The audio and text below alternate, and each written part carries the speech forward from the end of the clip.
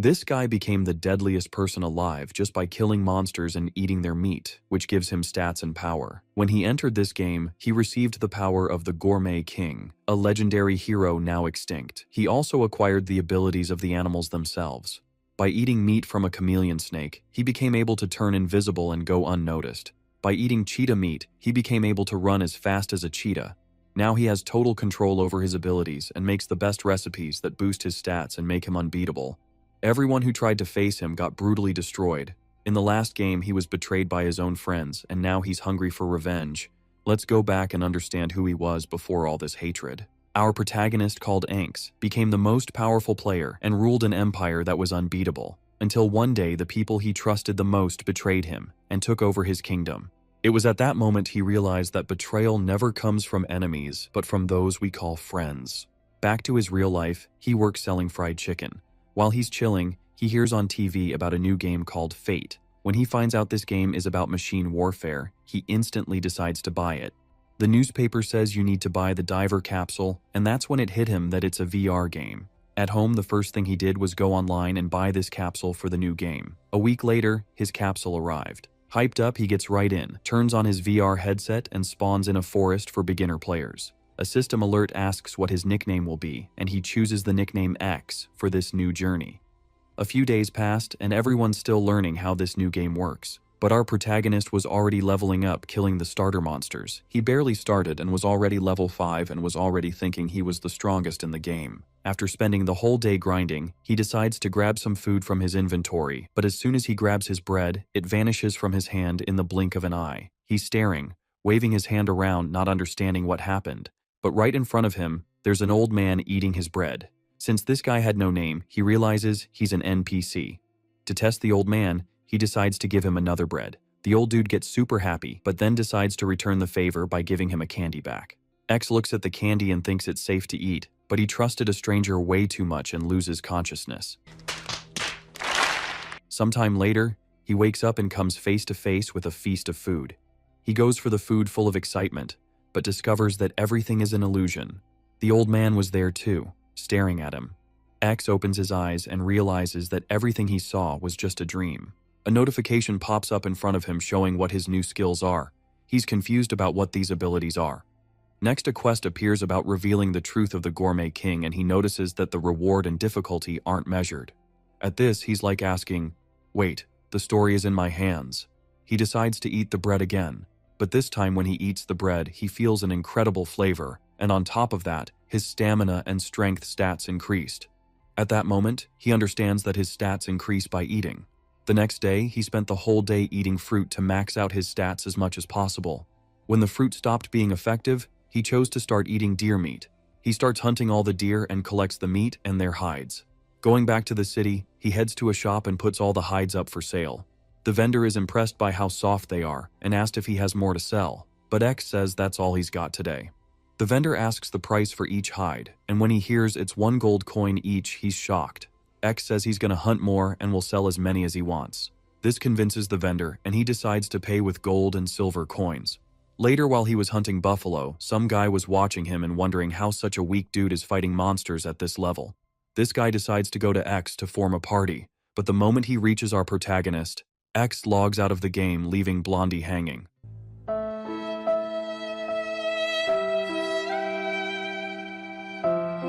Back to his normal life, he takes his shower, has his meal, and rests in an acrogel capsule. Hours later, he returns to the game. The moment he enters the game, he runs into the priest asking to party up with him. X accepts his friend request and says that next hunt they'll go together. The protagonist goes to the shop and the vendor called him into a room. He told him that the king wants to shut down his shop because he owes them more than 100 bison horns. Coincidentally, our protagonist has several in his inventory, so he pulls out the bison horn and says he'll help with that. The vendor is shocked and thanks him, saying he'll sell items at the best prices for him. At Kalan's restaurant, X talks to the head chef asking him to teach him how to cook. The chef wonders who this idiot is. To show he wasn't playing around, X started cooking to prove that he's serious. He decides to make some breaded chicken. After working his magic, he finished his dish, which even left the cooks in shock. The chef is skeptical, but on the first bite, his eyes widened at how delicious it was.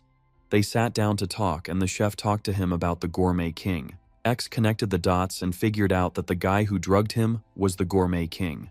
X thought it through and decided to tell him about the Gourmet King's gift. When he mentioned that he has the gourmet chef's power, the chef's eyes widened in disbelief. He had to make the food and have him taste it to see if there's anything different. X saw a system notification of this dish made by someone named Kalsmar. When he told the chef, Kalins believes that X is really the successor of the Gourmet King. X mentioned his interest in the Gourmet King's recipe, but the chef didn't have it because he needs cave bear meat and it's really hard to get. The protagonist gets some armor and decides to go to this cave to get that bear meat so he can make this Gourmet King recipe. In the snowy plateaus, our adventurer walks amidst the extreme cold. Lucky that Kalan gave him a bunch of stuff before the trip, otherwise he would have turned into a popsicle. Axe defeats another white wolf, gaining more XP. Even avoiding fighting because of the blizzard, he's surprised to see his level increasing. While daydreaming about fighting the bear, he hears someone calling for help. Turning in the direction of the scream, he sees a person about to be attacked by a creature, and it seems to be a child. The white wolf charges at the boy, who only screams for it to stay away, but is soon saved by Axe, who defeats the creature with a blow. The adventurer asks if he's okay, and the boy replies that he thinks so. After the scare, the child thanks him for saving her, and introduces himself as Lan, the eldest son of the noble Tier de Veneta family. Nobility is synonymous with a lot of money. We already know where this is going. Axe introduces himself, and the boy thanks him again for saving his life. With shyness, Lan asks him to accompany him to his mansion, where he will explain his intentions to protect his family's pride. Well, it's cold, and there's still time to hunt the bear, so the adventurer agrees. A short walk later, they arrive at the Tier family mansion. Seeing how dirty it is inside, Axe begins to suspect the nobility of this kid. A few steps ahead, Lan greets the portrait of a gray-haired man, his father. Looking at the kitchen, he also notices there's barely any food there. Suddenly, a blonde woman appears with a child asking about the boy. The adventurer asks if it's just the three of them living in the mansion, and Lan confirms. Seeing their deplorable situation, he decides to prepare something with what they have in the kitchen. The food is served at the table. Better to talk with full bellies. Boasting a little, Axe says he's a famous gastronome, but who cares about that? Their hunger was so great that the stew didn't even have time to cool. With a dirty mouth, Lan is even more grateful and vows never to forget this kindness, as does the family's younger sister, who also has her face all messy. Seeing the scene, Axe just smiles at them. Lan accompanies him down a corridor while saying his mother thanks him for the food. Reaching the end of it, the young man stops to explain why the mansion is in shambles. It turns out it's connected to a dungeon called the Tomb of Empty Branches, where they say there's a treasure at the end of it. Told by the Tier family for generations, Lan's father was one who believed in the legend. Even with the money and effort spent, he never managed to find the said treasure, and nothing that came out of the creatures was valuable enough to recover all the money spent. Because of this, the family went to ruin, and its patriarch couldn't handle the stress. Lan asks the adventurer to enter the dungeon and prove that his father was right. The quest, the legend of the Tier family, appears and is quickly accepted. Even though the reward is kind of lousy, you can earn quite a generous amount of XP inside. He then enters the Tomb of Empty Branches, feeling lucky to have found an unexplored dungeon right away on the vast map of fate, just like the skeleton that appeared behind him at the entrance. He doesn't waste any time and defeats the creature, earning a lot of XP just from it. However, he is disappointed to see that there was nothing valuable, just as Lan said. After a few hours, the dungeon boss appears in front of the adventurer.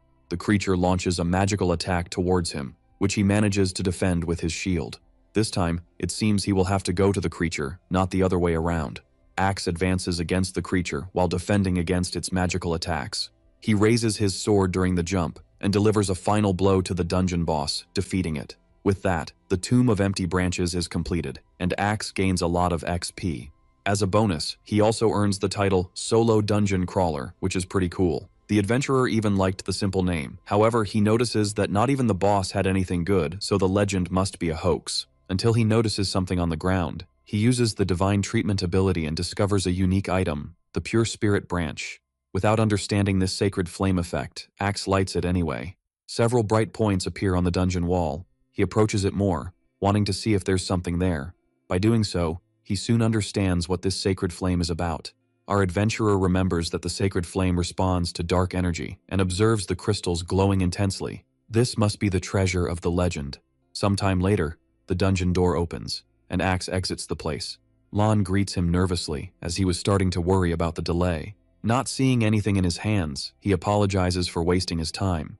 The adventurer smiles and says that, in fact, his father was right. Incredulous, the noble boy is confused by such a statement. Axe then decides to show what he found, already searching for something in his coat pocket. Then, the object is shown to the boy. It's a piece of black iron, one of the 5 rare ores of fate, super resistant and capable of attributing darkness to items, which, incidentally, is superior to the others along with light, so this stone must be worth a fortune. Holding it firmly, Lon falls to his knees on the ground and begins to cry, moved by discovering that his father was right. Standing and wiping away the tears, he vows to rebuild the Tier family and make it happy. The boy takes Axe's hand and asks how he could reward him. With some shyness, the adventurer simply responds that he could pay him in his own time. However, Lon remembers something he could give him at that moment, and hands him the Tier family crest, which surprises him with its special effect, which is quite interesting. Axe thanks him for the item and encourages him, confident that he will be able to restore the family. Outside the mansion, both wave to each other, ready to go their separate ways. Watching him leave, Lon wishes that the adventurer's days be filled with blessings. Field bosses, cave bears give complete sets when defeated. That's why many players try to hunt them, like Axe and 5 others in the winter forest. He just looks at them arrogantly while thinking about how impatient they are, but also finds it strange that there are no other creatures around. He even wonders if that hunting area belongs to a guild or something like that. Suddenly, someone shouts to hunt as much as you want while no one is watching. Without having time to understand, Axe sees a random group of players popping up in the area. It was expected, but it's still disrespectful to those who were there longer. Irritated, he heads towards the high-level guy of the group, who just calls him a loser and tells him to leave, as that area is theirs now. Apparently, he's going to have to resort to force. He challenges him to a one-on-one, ready to make him call him Your Majesty. The high-level guy gives him one more chance, but Axe just tells him to grab the spear already. He can't believe a low-level nobody is calling him for a PvP. Well, he ends up accepting, but soon realizes he's wasting his time with a level 50. Furious with such audacity, he grabs his spear and shouts that he'll make Axe regret this. With that, the combat begins, and the high-level guy already has his attack stopped by the opponent. Still surprised, he didn't have time to dodge the sword strike coming his way. Even he no longer believes that Axe is just level 50, given how fast he is.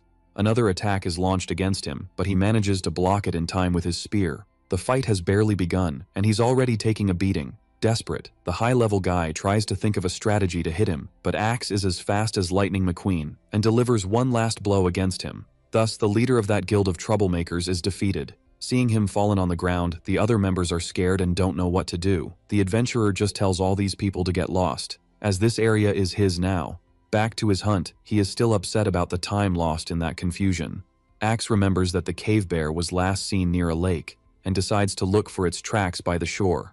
After all, animals get thirsty too. Looking down, Axe finds the bear's footprints, and begins to follow them, leading him to a cave. Red eyes and heavy footsteps emerge from within. Finally, Axe found the creature he was searching for. The cave bear roars at our adventurer, who resists the intimidation and greets it ironically while drawing his sword. The creature tries to swipe at Axe, but he easily dodges. This is the perfect opportunity to test the skill he gained from eating stew. With that, he uses the shield of Kalshamar. The bear lets out another roar, and the adventurer jumps towards it with the equipment in front. Axe manages to hit the animal with his shield, leaving it stunned. However, it's still alive. He needs to defeat it quickly before the stun effect wears off, which will be fast, as he already found the monster's weak spot. Seeing it still recovering, Axe advances towards the creature, and delivers a final blow with his sword to its chest. Thus, the cave bear is defeated, and more XP is added to his account. He can't believe how strong he has become to have defeated such a creature with just one strike. Amidst the snow, Axe sees the blessing of the winter forest, which nullifies any minor attack. Wearing such a heavy cloak, he feels ready for a fashion show. He also obtained the meat he needed, whose effects are, to say the least, strange. Unable to contain his curiosity, Axe decides to taste it to see how bad it is. The divine taste detects the flavor of carcass. Well, he didn't vomit, but eating it raw wasn't the best experience of his life. Axe uses divine cooking on the meat to see if it improves anything. However, nothing happens. It still reeks of game, either because he doesn't know recipes with it, or the skills saw it's a lost cause. So, Axe decides he will make this greasy meat as tasty as possible. At the Maisie Inc. building, Two developers discuss the official streamers of Fate. The one with the bowl cut feels sorry for the disqualified, while the one with the pompadour doesn't care. This is a perfect opportunity for players to earn a lot of gold and a salary, not to mention the enormous fame they will gain from it. Both agree that having the Fate streamer tag is enough to attract viewers. Context: the company is hiring people to work on its streaming platform. However, there are only 30 spots available, so the competition is fierce. The pompadour doesn't doubt that the next streamers will be like Chimus, flashy and strong. Already wanting to gossip, the bowl cut starts talking about the company's president, finding it funny that he got involved in Fate only now, after so long. However, the pompadour laughs ironically, as he doesn't think the president got that involved. The bowl cut agrees. After all, the president only recommended someone to work with them. Still, he became curious about this person. In another room, a screen shows images of Axe interacting with NPCs and other players. Someone is watching all his progress, impressed with his evolution in the game. A player who doesn't do things half-heartedly and is meticulous even in the simplest tasks. Dr. Schubert's president considers him a rare gem deserving of a chance, and it would be very selfish of him to be the only one to see him change the history of Fate more than once. Back in the Winter Forest, Axe is still trying to cook the blessed meat. At times like these, he really wishes he had his normal taste buds back. Cooking for those who don't taste flavors like he does is harder than he imagined. However, the adventurer realizes something. He doesn't need to cook for other people. He's the only one in the cave, so there's no reason to make food for others. After frying it once more, Axe takes a bite of the meat. The divine taste detected a new secret flavor, giving him a new vision. Suddenly, he is in a forest, near two men sitting by a campfire, and he notices that the one in the purple cloak is the king of gastronomy, despite his tidier appearance. Upon hearing a loud scream, the adventurer looks back, finding himself facing an army of warriors coming towards the two men. Upon hearing the one in the red cloak being called, Axe quickly concludes that this is Kalon's great-grandfather. Then, the king of gastronomy uses the bear stance, emanating a strong energy from himself, causing one of the warriors to question what that is.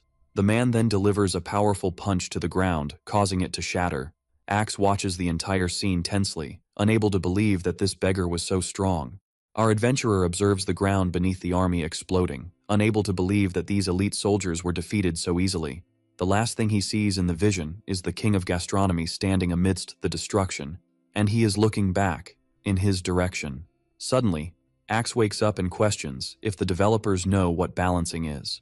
The divine palate detects the secret flavor of the first recipe of the king of gastronomy, causing the adventurer to acquire the original skill bear stance. He is very happy with the achievement. Now that he has this, he might have a chance against the war machine. Leaving the cave, the sun's rays hit his face. With the recipe in hand, it's time to return to Chef Kalon's restaurant. However, learning to use his new skill is what excites him the most. So much so that he doesn't seem to have noticed the group of thieves about to attack him. Their leader is very interested in the large and fancy cloak he is wearing. Actually, Axe did notice. He's already used to this, and he quickly calls them to fight. The bandits emerge from their hiding place, ready to finish him off. With them surrounding him, the group leader asks if he thinks he can defeat them. Now surrounded by thieves, the adventurer realizes there are many, and the guy continues, stating that there's no point in struggling, because there's no one stronger than him there. Observing him more closely, Axe notices his red eyes. He is a rogue. In Fate, you can become one when your fame hits 0 and you keep doing bad things.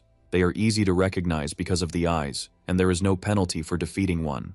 The adventurer smirks. It's the perfect opportunity to test his new skill. Axe then uses the bear stance, causing him to emanate a great energy and even form a crater around him. With the thieves scared and confused, he takes advantage of the 30-minute buff he has, and he thrusts his sword into the ground. At first, the bandits mock him, thinking it was just a show-off, until they see the ground explode beneath them, easily knocking them down.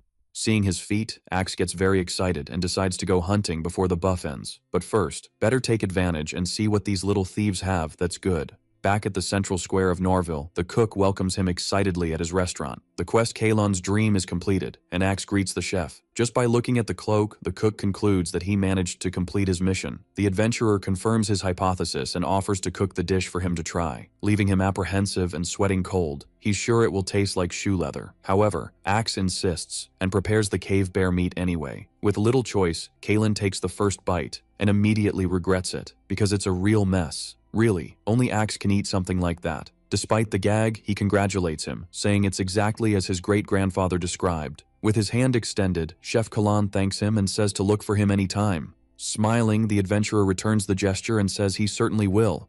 After this exotic meal, the cook asks where he will go now. Being a descendant of the king of gastronomy, Axe says he will go in search of the second recipe. Then Chef Kalan decides to talk about the whereabouts of someone connected to him, which surprises the adventurer. Well, actually it's a guy fanatic about the king, but that's just a detail. His name is Liglian, a vassal who helped him and Kalen's great-grandfather on their travels.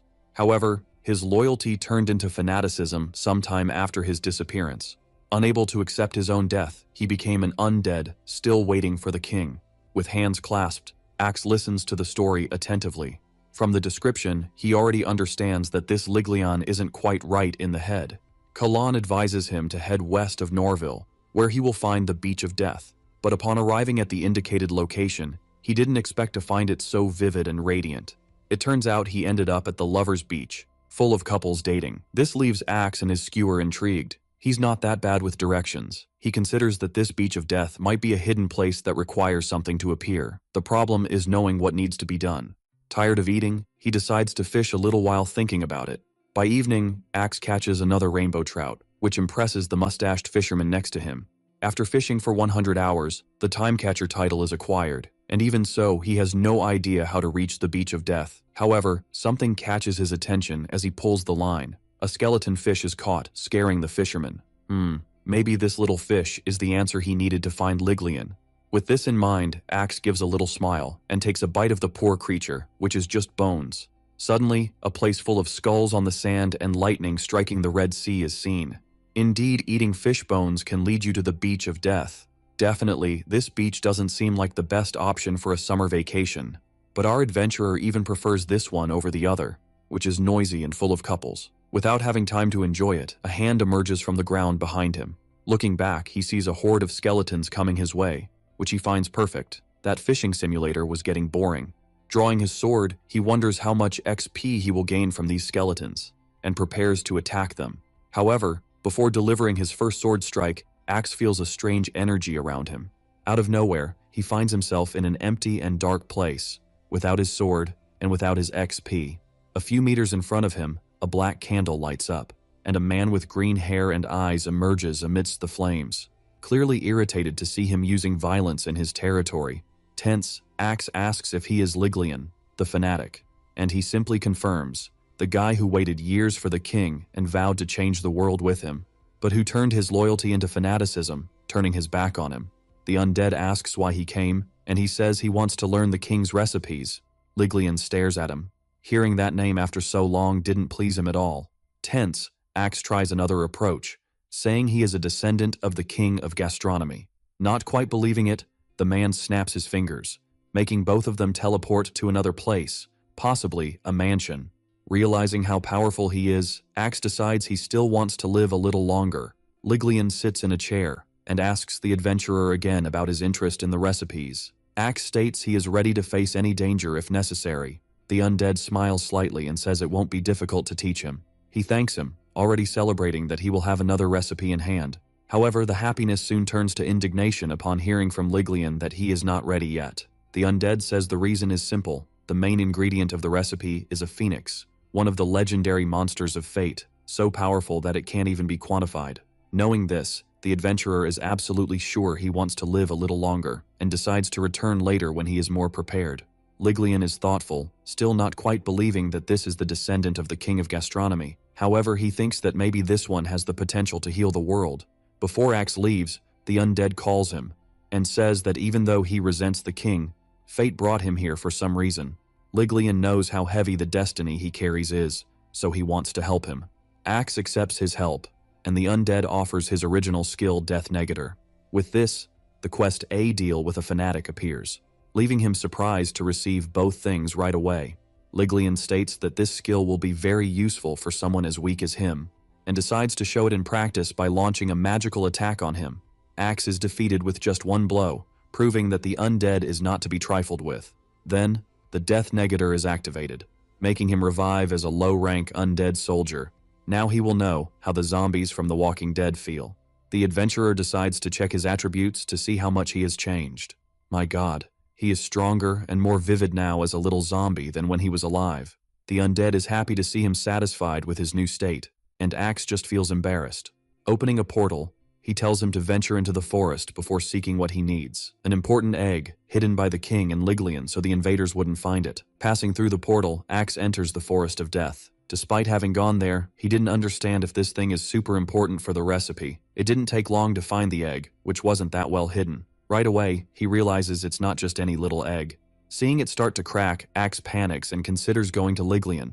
But there was no time. A little orange dragon emerges from the red egg. Well, the question now is whether the undead will accept it with damages. Before he could think much, a specter tries to slice him from behind with a scythe. However, Axe notices the surprise attack and manages to defend himself but has no idea how to defeat it in such a tight space. The adventurer attacks with his sword, imagining that Liglian wants to zombify him even more. Suddenly the little red dragon appears by his side making crying sounds, which surprisingly sends shivers down the specter's spine. Unable to withstand such ferocity, the creature decides to flee, leaving Axe confused. Crying can be scary too. In the mansion, Liglian awaits the return of the descendant of the king of gastronomy. He is not helping him because of the promise. He just wants his wish to come true. Suddenly, he sees the portal opening and an axe passing through it along with a little flying being. The adventurer explains that the egg cracked along the way and asks if everything is okay. Liglian says he expected this to happen and asks what he thought of the little dragon. The quest to deal with a fanatic is completed. With it resting on his arm, Axe responds that it's cute, but he would like to know what the reward is. Liglian simply replies that it's this dragon, which seems to have taken a liking to him.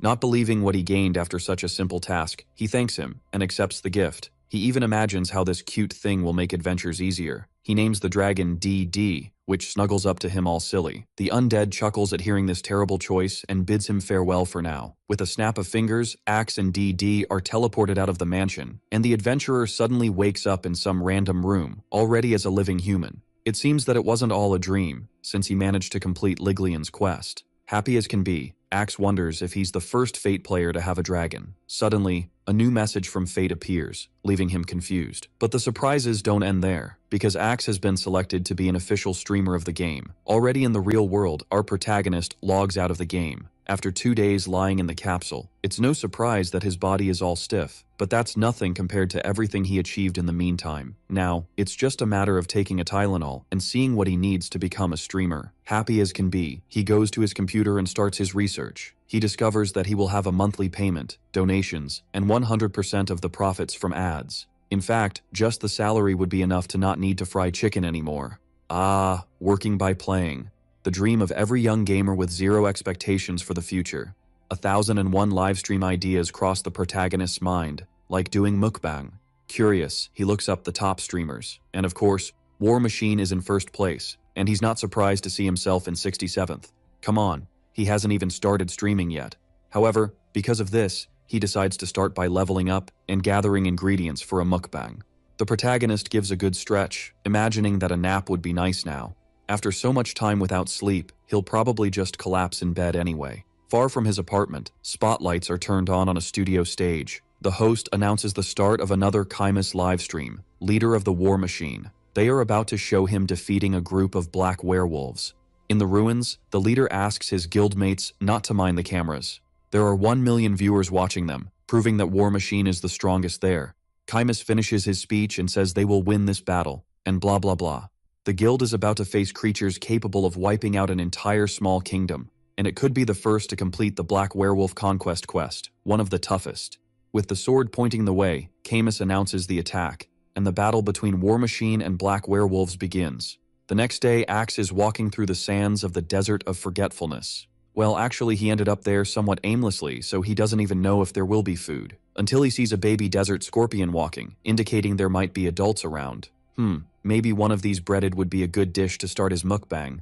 The adventurer grabs his sword, ready to slice the poor little creature. And he does, which would leave PETA in shock. With a piece of the monster in hand, he prepares to cook, praying that the taste is better than the appearance. Now, with the ingredient ready, it's time to use his culinary skills.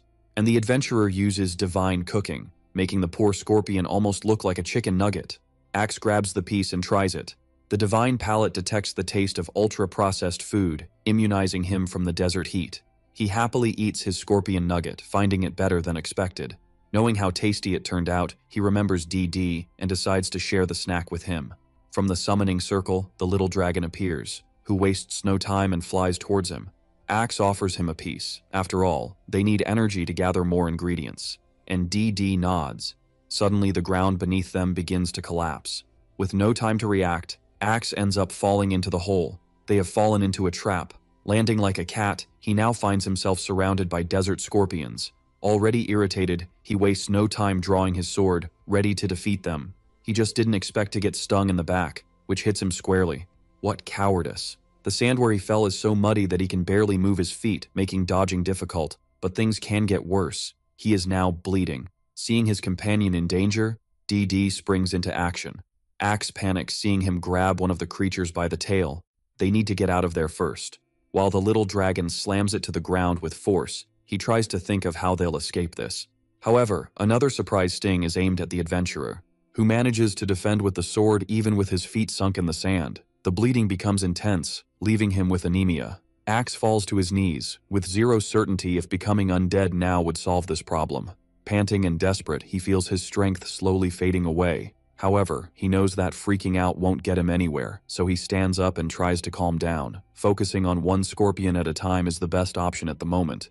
DD is terrified to see his battered companion preparing to attack. With all his confidence, Axe reassures him and says today is not his day of defeat. Even battered and underpaid, our adventurer is determined to win this fight. One of the scorpions tries to attack him from behind again. However, Axe is already aware of this worn-out tactic. With no time for that, he simply cuts off the creature's stinger. The situation needs to be resolved quickly because of the bleeding. He looks at his companion fighting worriedly, not knowing what to do. DD is still standing, but somewhat wobbly, until something comes to the adventurer's mind. He remembers the little dragon's cry, which was able to scare off a high-level specter. Probably thinking himself a fool for forgetting this, Axe calls DD, who looks in his direction, waiting for a command. Like a Pokemon master, Axe points to the scorpions and orders DD to use Roar. Heading towards the creatures, the little dragon channels all his power and lets out a great roar, capable of leaving them confused with such cuteness. Axe is thrilled to see his plan worked. Congratulating DD, he thinks it's best to take advantage of the scorpion's current state. With his sword in hand, he prepares to defeat each of them, and charges towards them using bear stance, leaving only pieces of desert scorpions on the ground.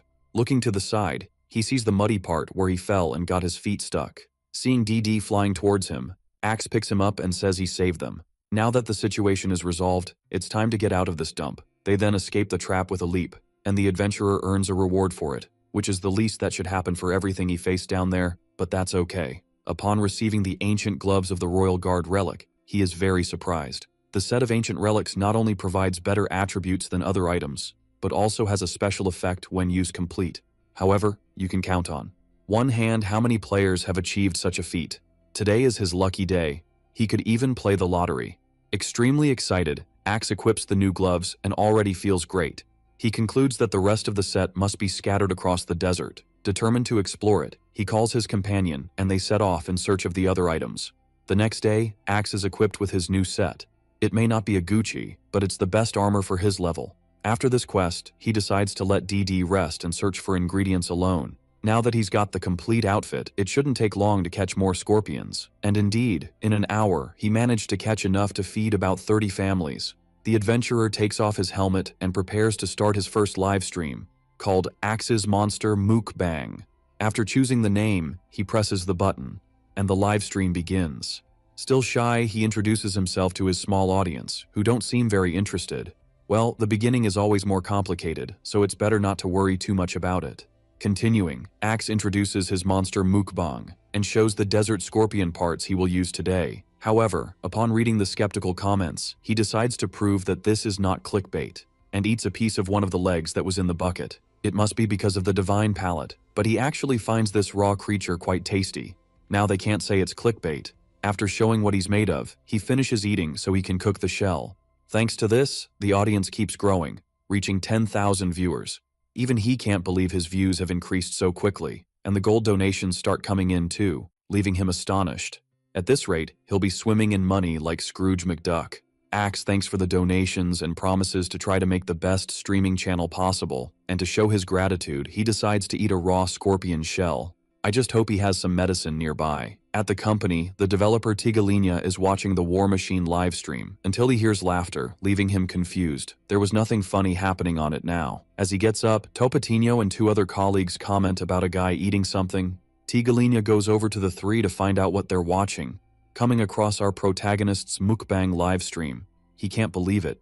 They prefer watching someone eat over an epic guild battle. Topatino even agrees that watching her fight is fun, but this is on another level. Still in disbelief, Tigalinia says a live stream like this shouldn't even have 100 viewers. However, his colleague counters by saying there are actually 100,000, shocking the skeptical developer immensely. Who would have thought the greatest commander of Rin Online would resurface like this after the humiliation he suffered? Upon hearing this, Tigalinia is surprised by such information, and now understands how the protagonist gained so much attention. Topatino asks how many viewers the War Machine livestream has. He responds that it has 8.3 million, but it should reach 9 million soon. Seeing Axe grow quickly even on his first day, Topatino is starting to doubt that. Back in the Desert of Forgetfulness, our adventurer continues full steam ahead. With 500,000 viewers, he never imagined making so much money in such a short time. This excites him and makes him ready to close the gap between him and the War Machine. Suddenly, a gust of wind lifts the desert sand. He starts coughing and hopes it's not a storm that will ruin his food. Seeing that the sand won't stop rising anytime soon, he decides to stop the live stream for now. However, as he says goodbye, he doesn't notice the comments warning that there's something behind him. He only understands the message when he hears a loud noise. He looks back, startled, believing he attracted some monster because of the food. But he didn't expect to come face to face with a sand giant. With his helmet equipped, Axe apologizes for needing to stop the mukbang and prepares to defeat the monster that interrupted his live stream. Now, it's the perfect chance to show he's not just a monster eater. Look at the genius. Seeing that he'll lose, he ends the live so viewers either feel sorry for him or underestimate him. With this crazy idea in mind, Axe charges at the sand giant. He delivers his first blow to the creature's face, then hits another on the head, feeling the resistance of this tough nut. However, the sand gusts are making things difficult for him. So, Axe decides to switch his sword for a bow. If it's going to be like this, better resort to long-distance attacks. 3 arrows are launched at the monster, and they all seem to hit it squarely. Axe lands on the ground, believing he dealt significant damage. However, a yellow glimmer can be seen amidst the cloud of smoke that formed. Suddenly, the sand giant emerges ready to land a punch, which is defended by the adventurer's shield, but not even the shield of Kalshumar is enough to absorb all that damage, and Axe is thrown far away due to the impact. The attack from this giant is more powerful than he imagined. The fight has barely started, and he's already battered and breathless. He gets up, puts away his bow, and glares furiously, seeing he didn't deal any damage to it. Against such a strong monster, he doesn't doubt he'll need to use Bear Stance and DD, but he still wants to try to defeat it alone. Now with the sword in hand, he prepares his next attack, ready to put all his power into this fight until he sees this pile of sand fall. The adventurer leaps towards the giant and strikes it on the head with all his might. However, it doesn't even seem to tickle the creature, which counterattacks with its fist, hitting Axe squarely. Quickly, it hits him again with another punch, making Axe realize he's not as strong as he thought. He needs to learn to be more humble, man. With this last blow, he's thrown forcefully away once again. The comments from his viewers try to motivate him to continue, but it's in vain. Axe was defeated, and with that, the livestream is about to end. However, before that happens, the Death Negator ability is activated, making the adventurer revive as an undead. He begins to rise amidst the smoke, noticing that the sandstorm is what makes the giant invincible. In other words, he needs to get rid of those grains in his shoe first. Axe removes his helmet, revealing his new morbid appearance, and prepares for the real fight. The sand giant throws another punch towards our adventurer, who manages to dodge, causing it to hit the ground. The monster's slowness helps him a lot, but it doesn't solve the storm problem. He needs to attack it from behind the storm if he wants to defeat it. The weather in the world of Fate is as spontaneous as a baby dirtying its diapers. This means that this sandstorm won't last forever, so it's only fair to use the weather forecast to know when it will stop. Just needs to wait a little bit. The monster tries to land another punch on the adventurer, but misses, and the fight continues like this. The sand giant tries to punch, and Axe manages to dodge. After all, he knows he'll be in trouble if he's hit by any of those. 2 hours of dodging punches later, the storm finally begins to subside. The monster prepares to hit the ground with both fists together, but Axe manages to dodge again with a jump. Seeing this, the sand giant looks up, searching for him, and finds the adventurer staring at him, who asks if he's having fun, making him tense. The bear stance is activated. The adventurer propels himself forward and raises his sword to attack. landing a blow on the monster's neck. Several strikes are made against it, leaving it more sliced than sashimi, except Sandy because it crumbled completely and turned into crumbs. Serves it right, no one told it to interrupt others' mukbang. To his surprise, he was the first player to defeat a guardian of the ancient kingdom of fate. His level increased about 3 times, he gained a title, and his fame rose. He hasn't learned anything about it yet, so he decides to read the achievement to find some insight. The title, Explorer of the Ancient Kingdom, doesn't give bonuses, nor does it clarify much, leaving him disappointed and confused about the ruin stigma part. The quest diary of the Guardian of the Ancient Kingdom appears, possibly the solution to the problem. He then picks up the notebook and decides to read it. However, he doesn't understand what's written, already regretting stopping at the first lesson on Duolingo. Well, he already has an idea of who to seek to decipher this. The great sage Shorus, the master of all knowledge in the world of fate, and who even taught many things to the king of gastronomy years ago. Since the two are connected somehow, he might get a recipe from him, but Axe has no idea where to find him. The only way is to wait for the guy to appear in front of him. Taking a look at his and DD's attributes, he sees that both are good. He then walks aimlessly through the desert, but confident that he will find clues about Sioras. Going to the Fate office, the protagonist's views shock the developer Tigalinha. His livestream managed to surpass War Machines in the last 2 minutes. Knowing it will be a hot topic, he can hardly wait to see the guild's reaction. Already at the guild's headquarters, Kaimus is watching the news about the new streamers. The leader is the big topic of the moment thanks to his successful raid. However, the reporter says there's a new streamer who just arrived and is already making noise. And Axe appears in second place on the stream list, making the leader turn off the screen. Kaimus believes it's the former guild leader, but Diesel doesn't think the same. Even so, he recognizes that playstyle, so it can't be mere coincidence. Despite being confident about where they are, he tells his vice leaders to dedicate themselves even more to the guild. Diesel just confirms, a bit apprehensive. Meanwhile, Sorceress is thoughtful about Axe's return, because she believes he came back to take revenge on them. Speaking of him, the adventurer, no longer a zombie, walks through the forest of ancient trees, which is as dark as a street without public lighting. Suddenly, a creature jumps in his path a few meters away. It's a deer with a very angry face, but Axe wonders if it has tasty meat. The deer of the forest of ancient trees charges towards him, ready to make a thrust with its antlers. Dodging the attack, Axe feels there's magic coming from the animal. Excited by this discovery, he prepares for another fight, which, in the end, didn't earn him anything prestigious, except for a mutant deer meat. He takes the piece and decides to cook it with divine cooking. Ready for consumption, Axe tries the meat.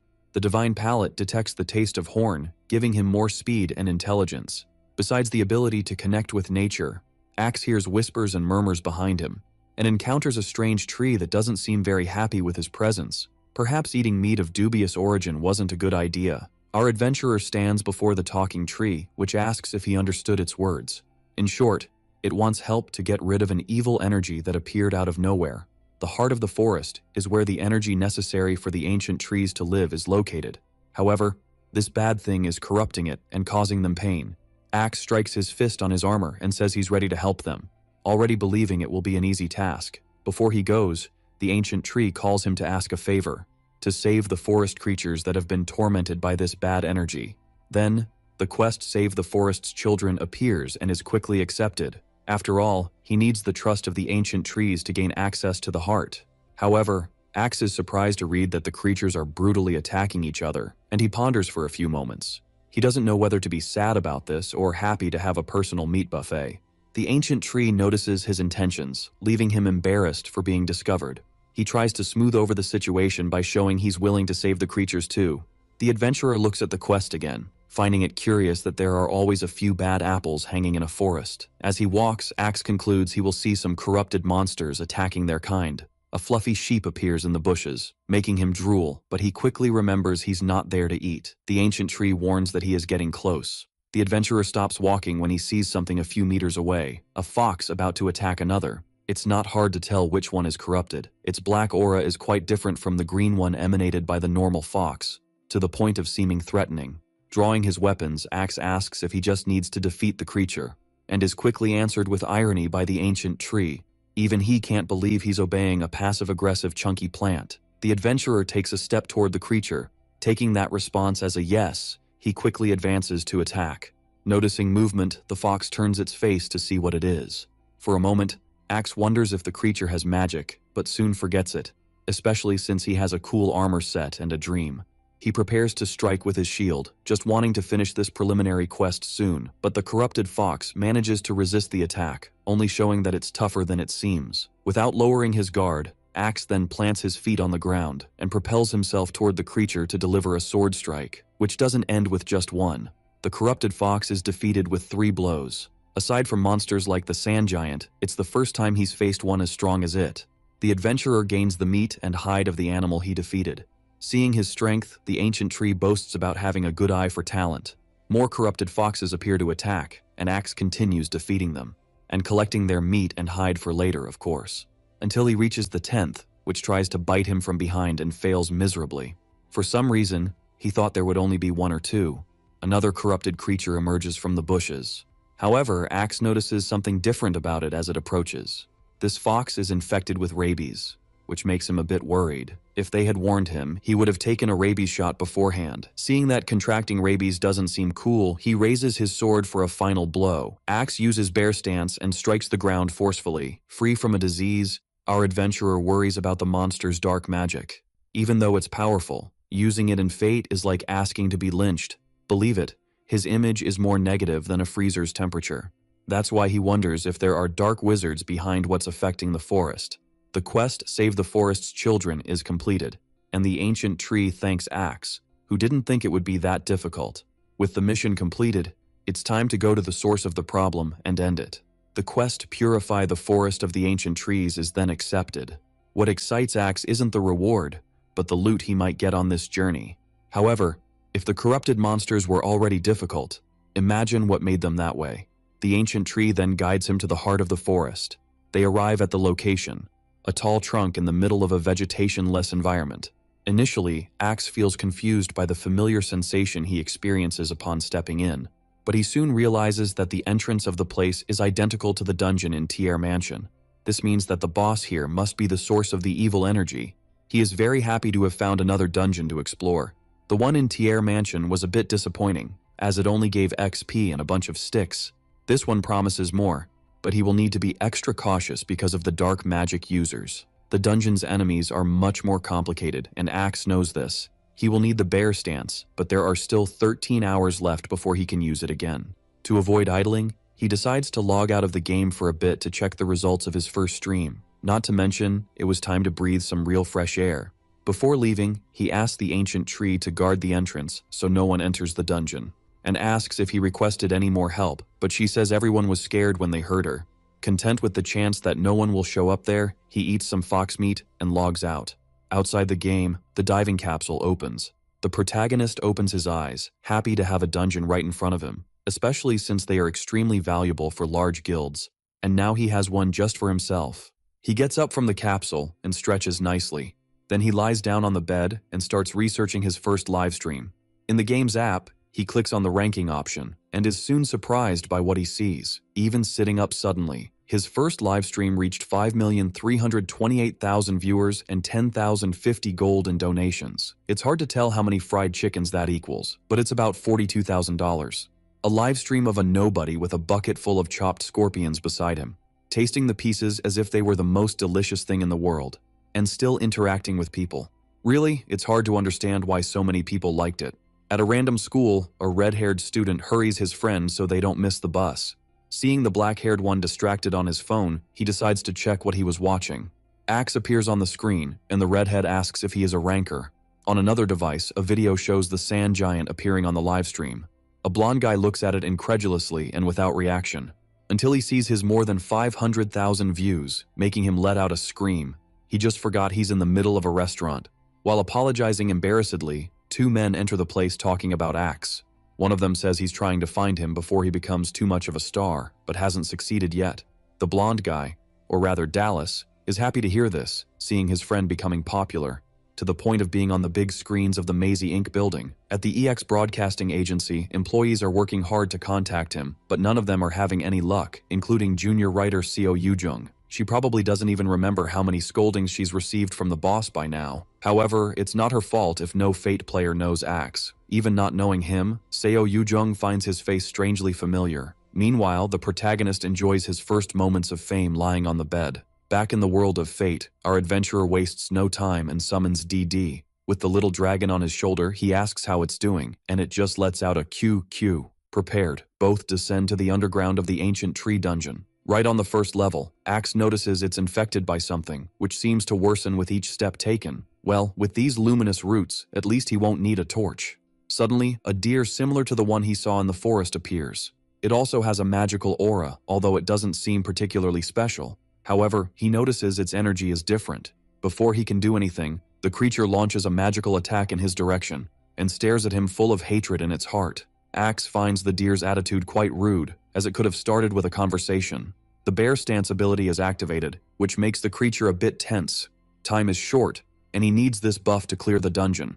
With his sword, he charges towards the deer, which must be rethinking its choices at the moment.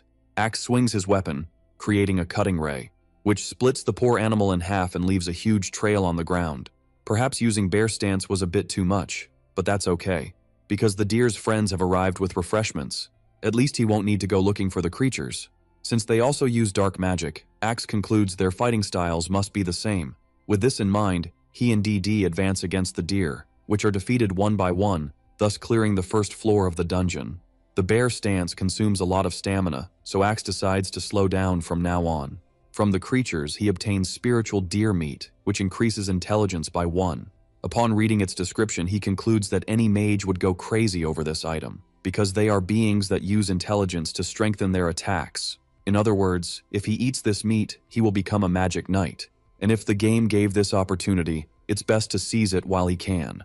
9 levels later, Axe is fighting more spiritual deer, which are easily sliced by him. The wave of creatures seems endless, so he decides to take a break to catch his breath. Axe removes his helmet, which must be reeking from all the sweat, and prepares while planning how to do a mukbang in the next dungeon he visits.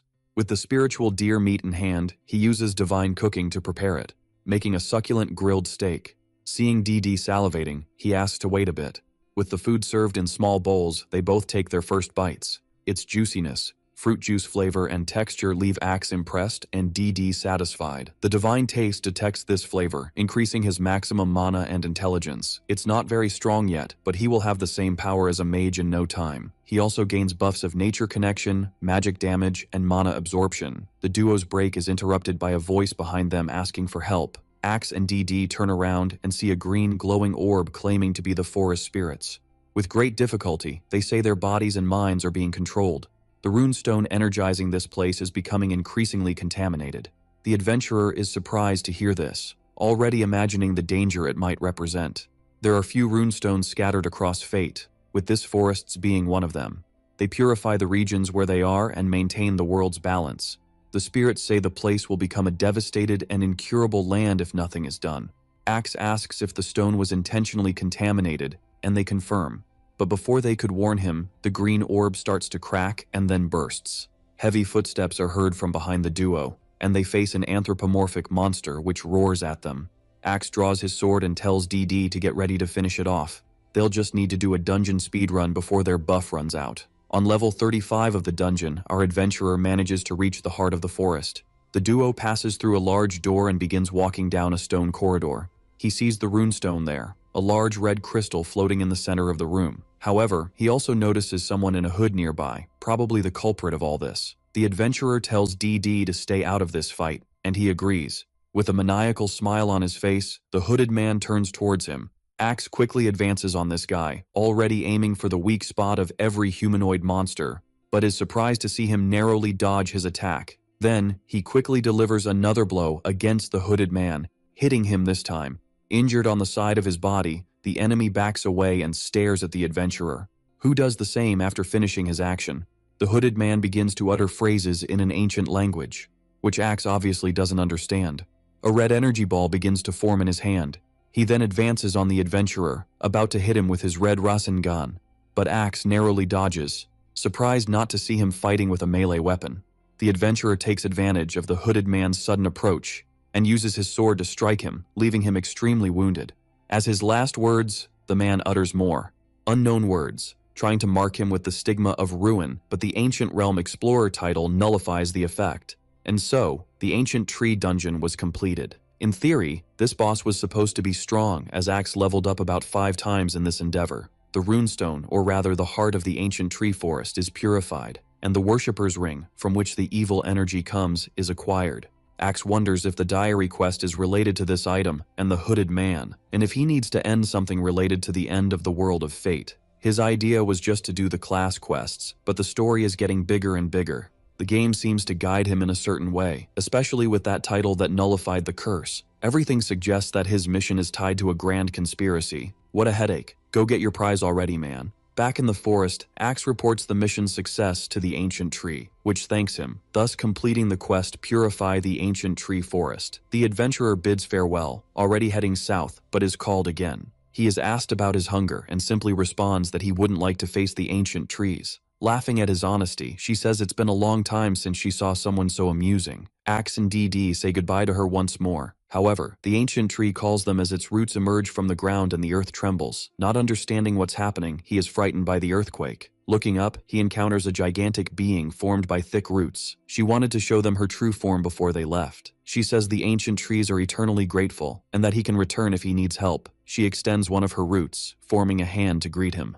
The adventurer thanks her and accepts her handshake. Finally, he and DD wave goodbye to the ancient tree, who wishes them a safe journey. The ancient tree just watches them from afar, imagining they are capable of something. Next stop, the tropical forest in the south. At the EX broadcasting office, Seo Yujung is still searching for our protagonist. Her desperation is such that she's even offering a reward for information about him. Suddenly, her boss appears behind her and asks how she's doing.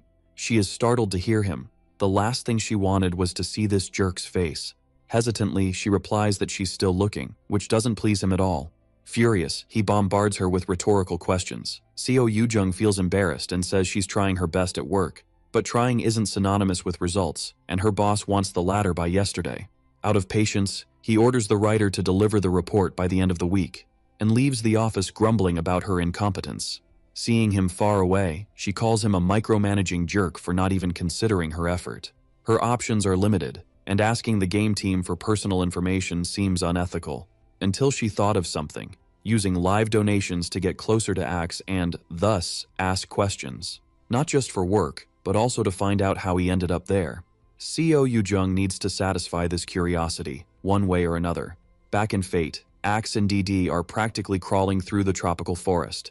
The adventurer hopes for a patch update there because, my god, it's a true outdoor sauna, the perfect biome to deter any player. The deadly heat and humidity of the place were designed to mimic reality. No wonder everyone avoids stepping there. Axe decides to take off all his armor for now before he cooks inside it. However, upon touching a bush, his hand brushes against a chameleon snake. It tries to strike at the adventurer, but DD is quicker and hits it with a headbutt. Seeing it fall to the ground, Axe grabs his sword and finishes off the animal. He was lucky not to be bitten, as he doesn't think sucking out the venom would save him. Checking his attributes, he notices his basic attack levels are quite high. Being 50% stronger now, perhaps the creatures won't be able to stop his blows anymore. Axe then has a crazy idea. Focus 100% on mastering basic attacks. However, before exploring the forest, it's lunchtime. With all the excitement in the world, he shouts, "Divine taste." He starts cooking the creature using divine cooking. And voila, a snake skewer, perfect for selling on the beach. Axe and DD savor this meal with gusto. The divine taste detects the flavor of the venomous friend, giving him the snake's mutability. Really? Even poop must taste good to this guy with this ability. He stands up and stretches his arms, feeling the positive effects of the snake doing him good. The muggy weather will no longer be a problem, so it's time to boost his attack levels. Axe grabs his bow and asks if DD is ready, who quickly confirms. His proficiency with it is still low, so he decides to start with easy targets. He runs through the forest, knowing there are no other players to compete for XP, until he encounters a triceratops and marks it as his first hunt. The adventurer prepares his bow and shoots at the creature, which is even hit by the arrow, but obviously doesn't fall because the weapon is still weak. Then more shots are fired at the beast until it is defeated. If Axe existed in the dinosaur era, the meteor would be the least of their problems. With his bow a bit stronger, his confidence in mastering the forest is sky high, and he proclaims that all the monsters, meats, and hides there belong to him. Axe believes he will be one step closer to the war machine after clearing this unexplored area. Suddenly, two monsters appear in front of him. Time to channel Legolas. Amidst the forest, our adventurer continues his hunt for items and XP. Like a true Katniss in underwear, Axe hits his arrows on anything that moves. His collection of meats and hides only grows, and his bow is becoming increasingly precise. The guilds would go crazy if they saw him mastering this hunting spot. More creatures approach and more arrows are prepared. It's time to level up. The adventurer emerges from the foliage, exuding a killer aura. There are 2 dinosaurs just ahead. He just wants to stick a little arrow in their bellies. But the poor creatures just want this maniac to leave them alone. And they run away terrified, trying to escape a new mass extinction. However, Axe is faster and soon runs alongside them, scaring them. Seeing them pick up the pace, he does the same and even jokingly asks if they're late. Upon hearing the desperate cry of the Triceratops, the adventurer prepares his bow and hits an arrow on the poor thing while the other monsters escape. With the survivors fleeing, Axe decides to stop his hunt for today. The bow's accuracy is good, and he believes he will defeat everything that walks in a few days. The problem will be reaching the flying creatures. However, he already has a solution.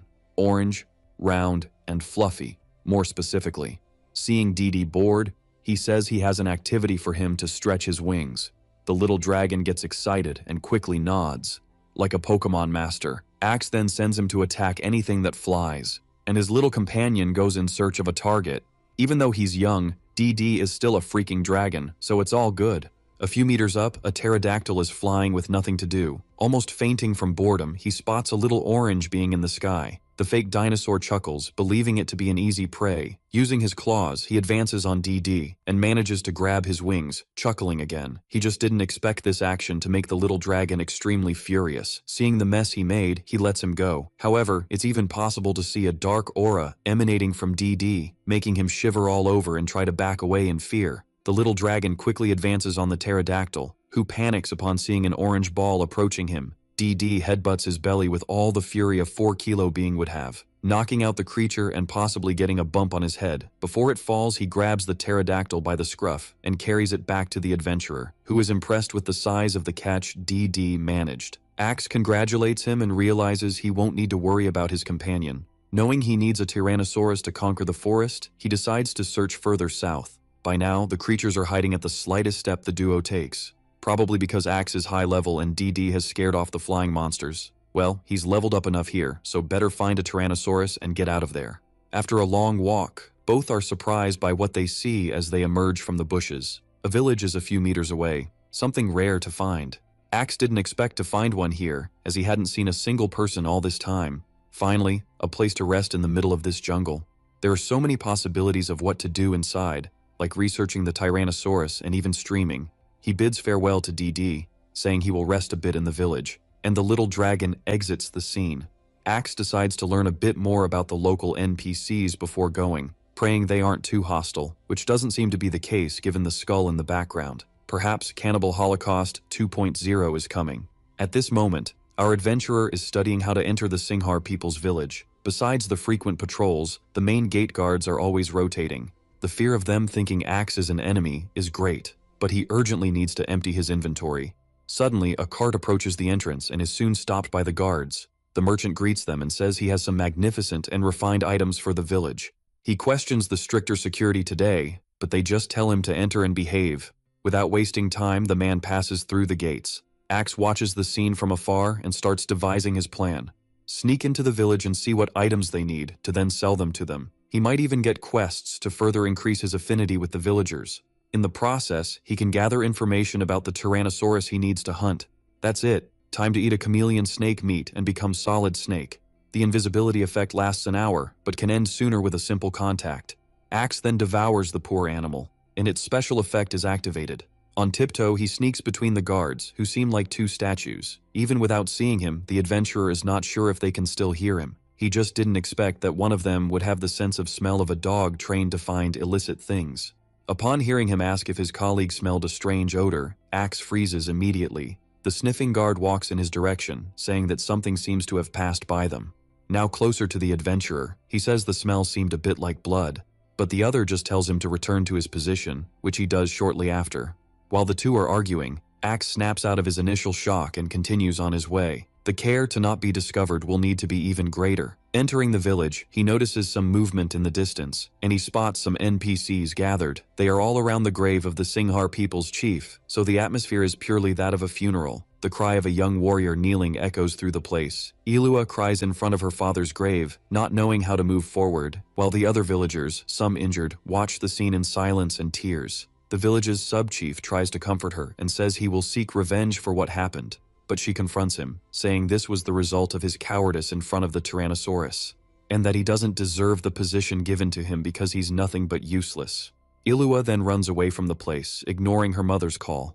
The woman apologizes to the sub-chief, but he doesn't disagree with the young woman's attitude, clearly blaming himself for what happened to the chief. He orders the warriors to go to the military tent to plan the next attack. Axe, who observes everything from afar, becomes curious upon hearing them mention the Tyrannosaurus. As he still needs information, he decides to spy on the meeting to try to obtain it. Every piece of data about the forest is precious, especially since almost no player knows it well. He goes to the tent, not wanting to miss this chance. Upon getting close, he already hears the current leader's voice shouting that they need to defend their home. The warriors are seated at the table with the sub-chief at one end. Without the chief, none of them are confident they will be able to defeat the Tyrannosaurus because they believe they are weaker than it, but this attitude makes the leader angry, and he states they must use the incident to strengthen themselves and together take their revenge. The adventurer hears everything but is somewhat confused by the last part. However, he wasn't the only one spying on them. When his shoulder is bumped, the invisibility effect is deactivated, and an angry Ilua demands he identify himself while drawing her sword. On his knees, Axe becomes tense and unresponsive, making her even more impatient. However, everything worsens when he sees the blade near his neck, and the young woman still questioning him. I hope our James Bond measures his words, as not even the Death Negator will get him out of this. With all this shouting, it's obvious the people in the tent would be scared and confused. Ilua asks them to leave quickly, still pointing the sword at our adventurer. Axe tries to explain the situation and asks to be released, but she just tells him to shut up and asks how he managed to enter the village. At the same time, the young woman feels something, a strange and unusual aura emanating from him. Everyone who is in the tent comes out to see what's happening, and they find Axe on all fours, while Ilua steps on him and points the sword at him. Believing him to be a spy, the sub-chief orders the guards to arrest him. Despair hit the adventurer hard now. Ilua hears her name being called from afar, and gives Axe one last stomp before heading towards her mother. Seeing her concern, she just says there's no need to worry because she's a warrior. The woman says she knows that, but the young woman is all she has left now. Ilua yells for her mother to stop mentioning her father, and turns her back on her after a few quiet seconds, stating she would go hunting in the forest. However, the young woman stops midway and looks back, observing the adventurer being dragged by the guards. She can't understand why someone so strong thought it better to hide. In the underground prison, Axe is in a cell, without equipment and chances to escape. The only way is by making friends with some NPC, which will be a bit complicated. Being imprisoned while the war machine strengthens was not in his plans. His monologue is interrupted by the arrival of Ilua, who stops in front of his cell. Axe immediately recognizes her, probably as the girl who stomped his butt. He asks what she wants, and she says she'd like to know his intentions in the village. The adventurer simply replies that he's trying to hunt a Tyrannosaurus. Ilua is surprised, as the guy came from afar just for that. Axe then admits to being a food enthusiast and having already tasted almost everything in the forest. Obviously, she doesn't believe it, but he doesn't care. Regardless, Ilua becomes interested in his desire to hunt a Tyrannosaurus. Therefore, she makes the following proposal to Axe: defeat the creature in exchange for his freedom, and the adventurer quickly accepts, without a second thought. Ilua says he will become a statistic too if he continues with such presumptuous talk. Axe asks for information about the beast, proposing to share what he finds in it after defeating it. She agrees and tells him to wait while she gets him out of the cell. Happy to be leaving, he asks if he will have his equipment returned, but the young woman replies that she's not sure, as they are in the sub-chief's tent. Getting them back will be difficult, especially since security has been reinforced now. The most she can offer is basic armor, as the agreement is only between the two of them. Axe asks why she trusts him. Ilua responds that she can see a special power within him, a strong and virtuous aura, and she explains that she inherited this ability from her father. That's why she has a sense of how powerful Axe is. He apologizes for bringing up this sensitive topic, but the truth is, she really trusts her own ability, not him. After this melancholic talk, the young woman leaves to gather what's necessary for the mission. It wasn't so bad, but facing a Tyrannosaurus without his equipment is going to be tough. Since Axe will only have his base attributes, he'll have to keep using bare stance. Outside the prison, two guards are watching the entrance, eager for their shift to end soon. They spot someone approaching and find it strange, as it's already very late. One of them points his spear at the person and demands identification. She remains silent for a few seconds before lowering her hood, revealing herself to be Ilua, who is about to pull off an unimaginable prank. When asked why she's there, the young woman says she came to deliver something at the sub-chief's request, and she gives them a basket containing purple fruits. Refusing food is almost a sin, so the guards quickly accept the offer. But this grape is like Snow White's apple. Eat it and you sleep. Apologizing for this, Ilua enters the prison to fetch our adventurer, and thus execute her revenge. Axe complains about her delay, and she says she needed to wait until it was dark enough. The young woman breaks the lock on the shackles with her blade, and returns his sword, along with a Singar battle uniform. Ilua states that she only managed to get the weapon because it was very dark, so he shouldn't complain. Given the situation, having it back is already good enough. Axe puts on the clothes he was lent, finding them quite light and comfortable. Not to mention they have very useful effects for enduring the forest and its monsters. Seeing him ready, Ilua says she'll show him where he needs to go, and the two walk towards the exit. Along the way, the adventurer questions if they're just going to the creature without a plan, but she only says she'll explain when they get there, indicating it will be her way. Leaving the prison, they find the guards still asleep at the entrance. Axe asks how important it is to take down the monster, but Ilua just tells him to hurry up.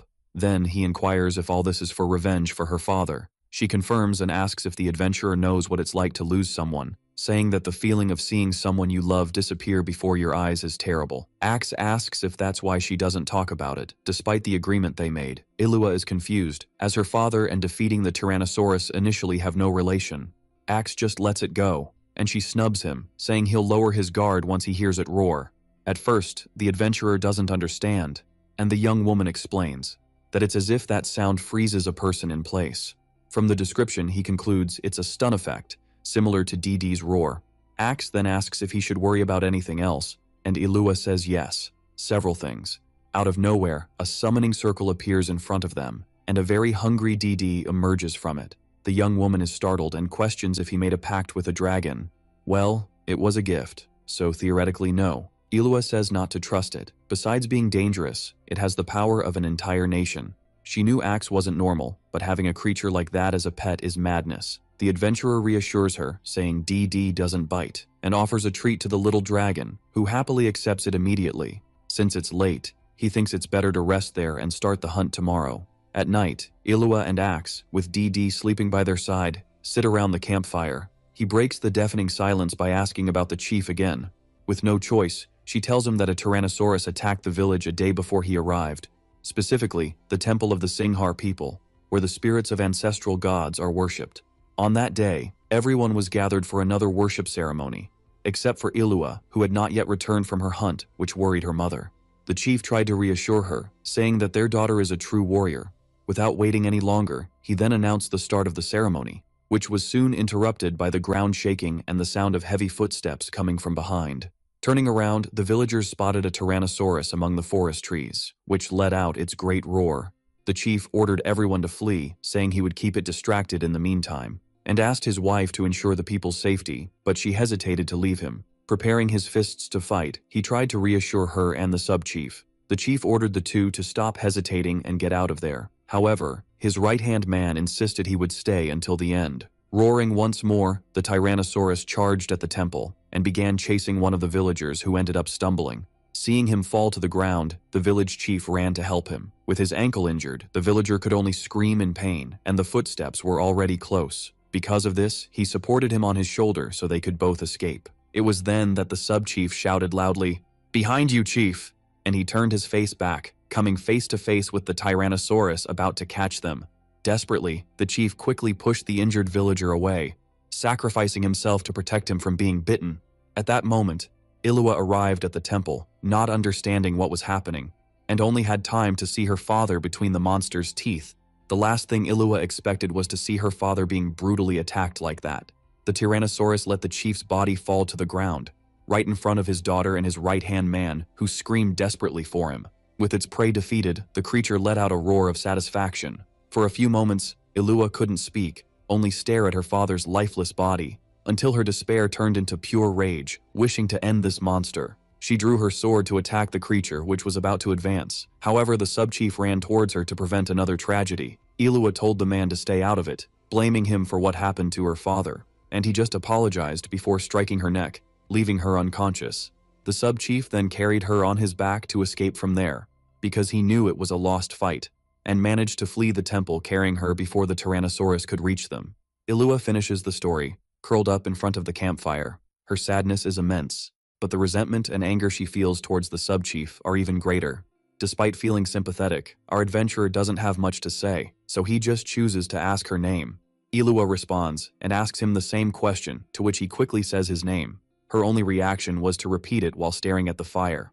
Morning arrives and the quest hunt for the Tyrannosaurus appears for Axe, leaving him a bit confused. With that, he understands that everything that happened so far was part of the script. In any case, he is more than ready to have a dinosaur barbecue, and it seems DD is too. The three set out in search of the creature, which is making Axe nervous for some reason. He asks if they are heading in the right direction, and Illua confirms, saying it's a bit far. And so, they follow the path to the monster's habitat. Now in the bushes, they spot the Singhar warriors in the distance waiting for the creature. Looking skeptically at the spears, Axe even questions if they will manage to tickle it. One of the men looks back, waiting for a command, and the sub-chief just waves his hand at him, who nods in response. Sometime later, a warrior emerges from the bushes. He announces that he managed to make the creature follow him, and that they should prepare, as it will soon be there. The sub-chief congratulates him and orders him to join his companions. His nervousness and fear are visible, but he believes his strategy will lead them to victory. While one group distracts the creature, another comes from behind and attacks, and so they take turns. The warriors are ready, just waiting for the signal to advance together. Heavy footsteps are heard and felt from afar, scaring the birds. The Tyrannosaurus doesn't take long to appear among the trees, and lets out its intimidating roar, making the Singer warriors look at it in terror. From afar, Axe and DD watch tensely, realizing it's not just any field boss. Illua was right. They haven't even gotten close to it, and they're already feeling the pressure. The sub-chief lowers his weapon for a moment, gathering the courage to initiate the attack, but soon lets out a shout to draw the creature's attention, which stares at him for a few seconds and quickly begins to charge at him. He shouts, "This is for the chief," and throws his spear with force. The spear is hurled forcefully towards the Tyrannosaurus, which is hit in the face. However, the weapon breaks in half as soon as it hits its snout. The attack seems to have no effect, frustrating the sub-chief. Seeing this happen, the other warriors despair, thinking themselves weaker. He orders everyone to calm down and continue with the plan, sending the decoy group to attack. Still afraid, they obey and try to distract the creature, which is ready to charge at them. However, it hears bushes rustling behind it and notices the presence of other warriors. As he raises his spear, the leader of the offensive group shouts to attack and throws his weapon forcefully, followed by his companions. However, the creature manages to defend itself from the rain of spears using its tail, surprising everyone, as they did not expect to be discovered. The Tyrannosaurus lets out an intimidating roar and uses stun, leaving all the Singhar warriors paralyzed with fear. Kneeling and unable to move, the sub-chief is terrified, realizing that strength alone is not enough to defeat this monster. The creature runs towards them, ready to devour them. Unable to defend himself, the sub-chief just accepts his end. However, he is surprised to hear Illua's shouts telling them not to give up, and encouraging them to keep fighting, until everyone sees the creature taking a precise kick to the face from someone. The sub-chief quickly recognizes it's our adventurer. They are stunned by the scene, watching him land a blow on it and even make it retreat.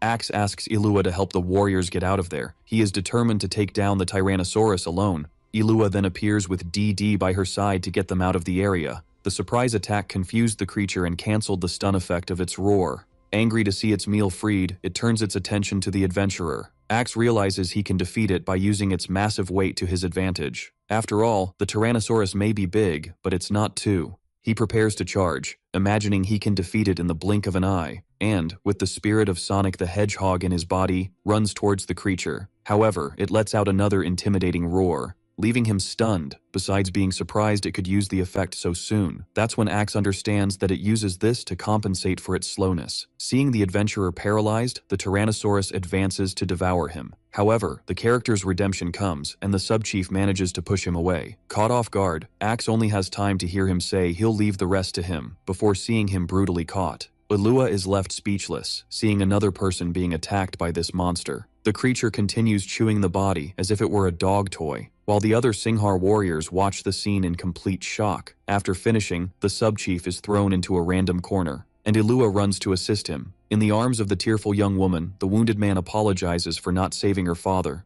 She just tells him to stop talking, disbelieving everything that's happening. As a last request, He tells Illua to be their new leader, and all Ax and DD can hear are her desolate cries. The young woman's face is covered in tears. She desperately asks the adventurer to help the Singhar people. This request is enough to activate the bear stance and fill Ax with fury. Our adventurer faces the Tyrannosaurus with fire in his eyes. Both are face to face, ready to fight. The warriors help each other to escape while Illua tries to aid the sub-chief. Ax watches the creature approach with heavy steps and lets out its roar again, which is nullified by the bear stance. But it hits the Singhar warriors and DD. Illua still cries while holding the sub-chief's body, which is very weak. Ax calls the Tyrannosaurus's attention and asks if it's ready to be defeated. Both charge at each other, restarting the combat. The creature lets out another roar, but Ax is unfazed and leaps towards it, which tries to bite him in the air. He easily dodges the attack with another jump, charges again and prepares to deliver a powerful kick, which soon lands squarely on the monster's face. Illua and the warriors watch the fight impressed, though a bit fearful. He faces the creature, probably wanting to see the damage he did to its mouth. With a bit of lag in its brain, it manages to recover. Ax is quicker and charges with his sword in hand, this time ready to end it. However, he is surprised by the monster's enormous tail. With no time to react, his body is hit squarely and thrown meters away. Everyone watches the scene worried and fearful for his life. The adventurer hits the ground with force and remains still for a few moments while the creature roars into the void. Recovered from the initial shock, Illua orders her companions to flee at once. Then everyone starts to leave the area, with DD and some of them carrying the more injured ones. However, the creature notices the commotion being made. One of the warriors looks back and is startled to see it approaching. In desperation, he can only close his eyes and crouch to avoid being caught. But Ax quickly leaps in his direction, saying it's not over yet, and drives his sword into the Tyrannosaurus's head, bringing it down. Upon withdrawing the blade, he tells the creature to focus on him. Suddenly, it opens its eyes and stands up while letting out a roar of rage. Seeing it recovering, Ax descends from its head before things get worse. The Tyrannosaurus seems to have even more energy than before. The adventurer notices physical changes happening to its body, making it stronger, and soon realizes this is its second attack phase. Well, with or without the famous juice, that doesn't matter to Ax. Both are face to face once again. Meanwhile, the sub-chief, severely injured, asks Illua to help in the fight. The young woman refuses to leave the wounded, but it's already too late for the man. He only tells her not to miss this opportunity for revenge, and closes his eyes forever, while Illua's tears fall on his body. The Tyrannosaurus lets out a roar towards Ax and DD, who is now by his side. He prepares to attack and tells the little dragon to dodge at the last second. This creature doesn't stop roaring. I don't know how it has the throat for it. However, before anything happens, the young warrior strikes its face with her sword, surprising both the duo and the creature. She may be a little late, but she didn't arrive too late. The Tyrannosaurus prepares its next attack, this time concentrating some kind of energy. Meanwhile, our adventurer explains his attack plan to Illua. She worries about the possibility of him being stunned by the roar, but Ax asserts he won't be, as he's immune to it. A large ball of energy forms in the creature's mouth, which now aims at the three. Surprised and confused, the young woman asks what kind of attack this is, and the adventurer just tells her and DD to get out of there. As if it were Greyman, the creature fires at the three, who manage to escape. Ax looks back, surprised that it gained a new attack in the second phase. While fleeing the explosion, Illua asks if the plan continues, and Ax confirms. He asks DD to stay by her side to help her, and the little dragon quickly obeys. After the sudden scare, the adventurer prepares to put his plan into action. The Tyrannosaurus roars at him, and he shouts back. With its attention focused on him, Ax advances quickly towards the creature. He makes a big leap, ready to attack it. The Tyrannosaurus even tries to bite him in the air, but its jaw is struck by his sword before it can. Without wasting time, Illua quickly approaches it from behind, shouting that it wasn't over yet, and strikes it on the nape. Almost like a scene from Attack on Titan. With the creature distracted, she yells for Ax to act now. Then, he eats a piece of cave bear meat to boost his attack. The creature roars at Illua, about to charge at her. However, before that happens, the adventurer leaps towards it and delivers his final blow to the Tyrannosaurus's nape, which lets out another roar before starting to groan in pain, until it collapses to the ground, seemingly motionless. Shortly after, Ax lands safely. Illua watches the creature for a while, waiting for a possible reaction. Just like the adventurer who doesn't want to tempt fate. But nothing happens, and the Tyrannosaurus hunt quest is completed. The young woman exclaims that the creature was defeated, that they had succeeded. The three look at each other with smiles on their faces, and Ax shouts, "We won!" In a group hug, he congratulates DD and Ilua, who thanks them for helping her. However, she soon becomes sad looking at the fallen sub-chief's body, remembering the losses she had. The adventurer tries to reassure her, saying his sacrifice wasn't in vain. Ilua says everything would have been different if Sioris were there, which catches his attention. He questions her, wanting to know how she knows him and where he is. And the young woman returns the first question and claims to know the location of the great sage. It seems it won't just be Tyrannosaurus meat that Axe will gain today. Ilua begins to tell her story to our adventurer, which starts 10 years ago. The young woman was injured and running through the forest, trying to escape something. Almost out of breath, she looked back before letting out a scream. Sometime later, a velociraptor seemed to be searching for something. He took a look there, a sniff here, until he found the trail of his prey, making him let out a roar. The creature watched the young woman from afar. Frightened at being found, Ilua tried to flee again until a branch appeared in front, causing her to trip and fall hard to the ground. Fallen and injured, she could only curse at that moment. Suddenly, she heard more footsteps approaching her. There was another velociraptor there, waiting for her arrival. Seeing herself surrounded, she realized their plan was to lure her to that place. Ilua sat down, but felt her wound worsening more and more. At this rate, she was doomed. The velociraptors then advanced towards her, but all she could do was scream for help. The creatures were getting closer and closer, until flames began to emerge from the staff of someone mysterious, and they were directed at the velociraptors' heads. On fire, both ran away while a blonde man watched them. This was Ilua's first encounter with Sioris. After helping her, he asked if she knew of any herbs that treated poison, and the young woman said there were some around, but she could give him the ones she had in the village. Hearing this, the blonde man asked to be taken there. Ilua agreed, as it was the least she could do after being saved by him. In the village, the chief thanked Sioris for helping his daughter in the forest. Eternally grateful, he asked if it was herbal antidotes he needed, and handed a box full of them to the blonde man, who thanked him. Meanwhile, the chief's wife scolded the disobedient daughter, who retorted by saying there was nothing to do in that suffocating village. Her mother threatened to lock her up at home if she kept sneaking out, and she just agreed. Seeing the whole scene, Sioris said he could teach her many things when she was older. Very excited, Ilua said she would definitely seek him out, and he told her to obey her parents until then, as if advising her. Before leaving, he said to ask for him at the southern lighthouse when the time came. Ilua agreed and bid farewell to the blonde man, who returned to the forest to continue his journey. End of the story, and I don't know how they managed to stay near the big creature's body for so long. The young woman says she's not sure if Sioris still lives at that lighthouse, but that Axe could cross the Great Plains to the south until reaching the coast to look for him. Being the master of knowledge, surely he knows more recipes than Gordon Ramsay. In the Singhar people's village, the villagers await the return of Ilua and our adventurer. Her mother is with her head down and hands together, praying for her daughter's safe return. Someone spots people approaching the entrance. One of the warriors notices it's them and announces that the young woman is alive, relieving the woman, who immediately stops her prayer and lifts her head. Axe, DD, and Ilua, with the sub-chief's body in their arms, returned safe and sound. Very happy, the young woman's mother calls her name, which she soon returns. She runs to her daughter and, stopping to catch her breath, sees there's not a scratch on her. Emotional, she asks if she knew how worried she was, and the young woman just retorts. The warriors congratulate her, relieved and with tears in their eyes. Ilua interrupts the crying to introduce someone to everyone in the village, for without him, she wouldn't have come out alive. Thus, Axe is introduced as the hero who defeated the Tyrannosaurus. He even gets shy about it, how kawaii. Seeing his face, the woman recognizes him but admits they judged him wrongly. Then she and the villagers bow and thank him, making him a bit more nervous. The adventurer scratches his head, still embarrassed by all this.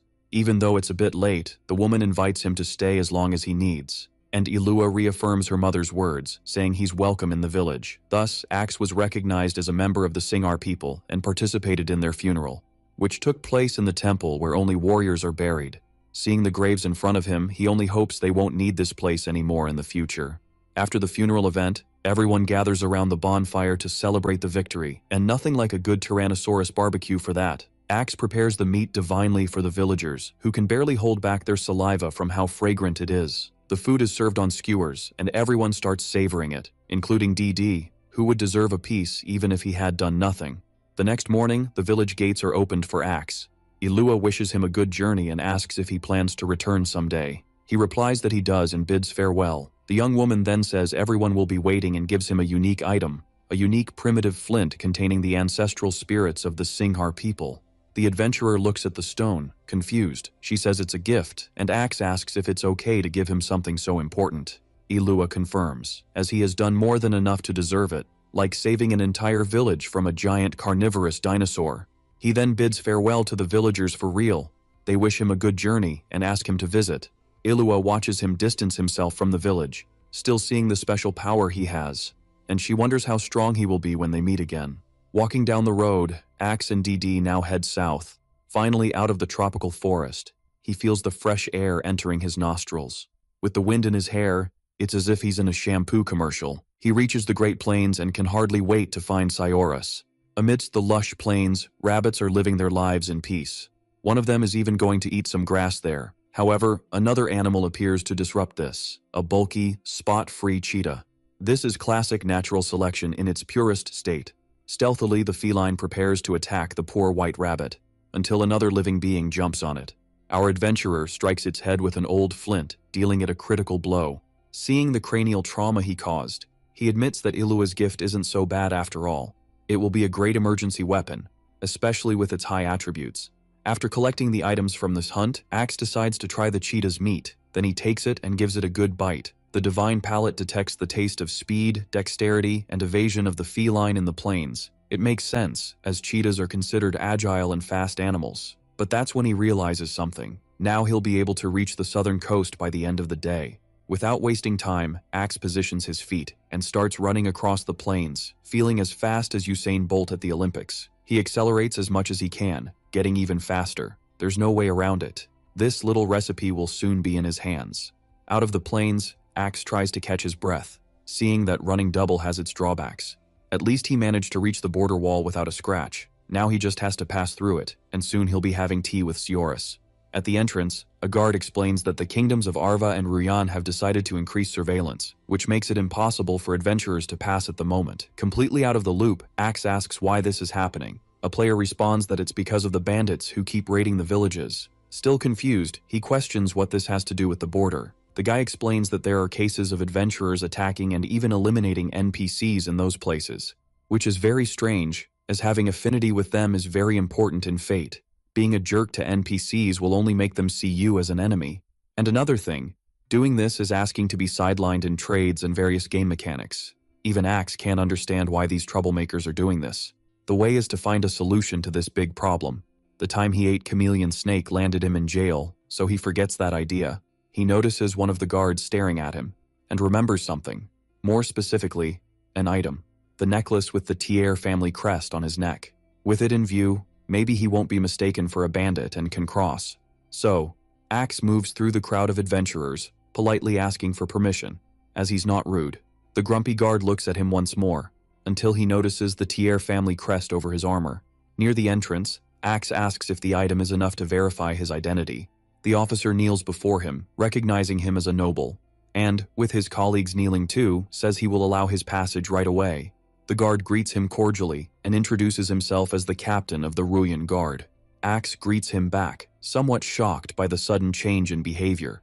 The officers prepare to accompany him to the border to ensure his safety, but a guard with slicked back hair emerges from the gates and demands the necklace's authenticity, arrogantly stating that no one passes without his authorization. The captain is incredulous. An honorable family like the Thiers would never risk their crest like that. However, the guard only orders Axe to show the item, saying he'll only confiscate it if it's fake, and threatens to deal with him if he doesn't hand over the necklace or pay to enter with gold. With only unintelligible grumbles as a response, the guard asks what he said. Axe just releases the horses, with zero patience to put up with another jerk. After glaring at the military, everyone falls silent. He tells them to get out of the way, as he's not in the mood to cause a ruckus there. The chief of the guard is thoughtful, observing the confidence of our hero. But, with a crazy look on his face, he challenges our hero to a fight. However, he says he'll let it slide this time, but questions if Alex is just showing off. Our hero is tempted to throw some punches at the NPC, but doesn't want to worsen things with the NPCs. A soldier shouts, catching the officer's attention, saying he can't stand seeing him give money to thieves and support wrongdoers. The officer says it's a shame because he's been a good employee who worked hard, and questions if he can earn money to take care of his little sister in another job. The soldier remembers his beautiful sick sister, unable to do much for her. This makes him angry.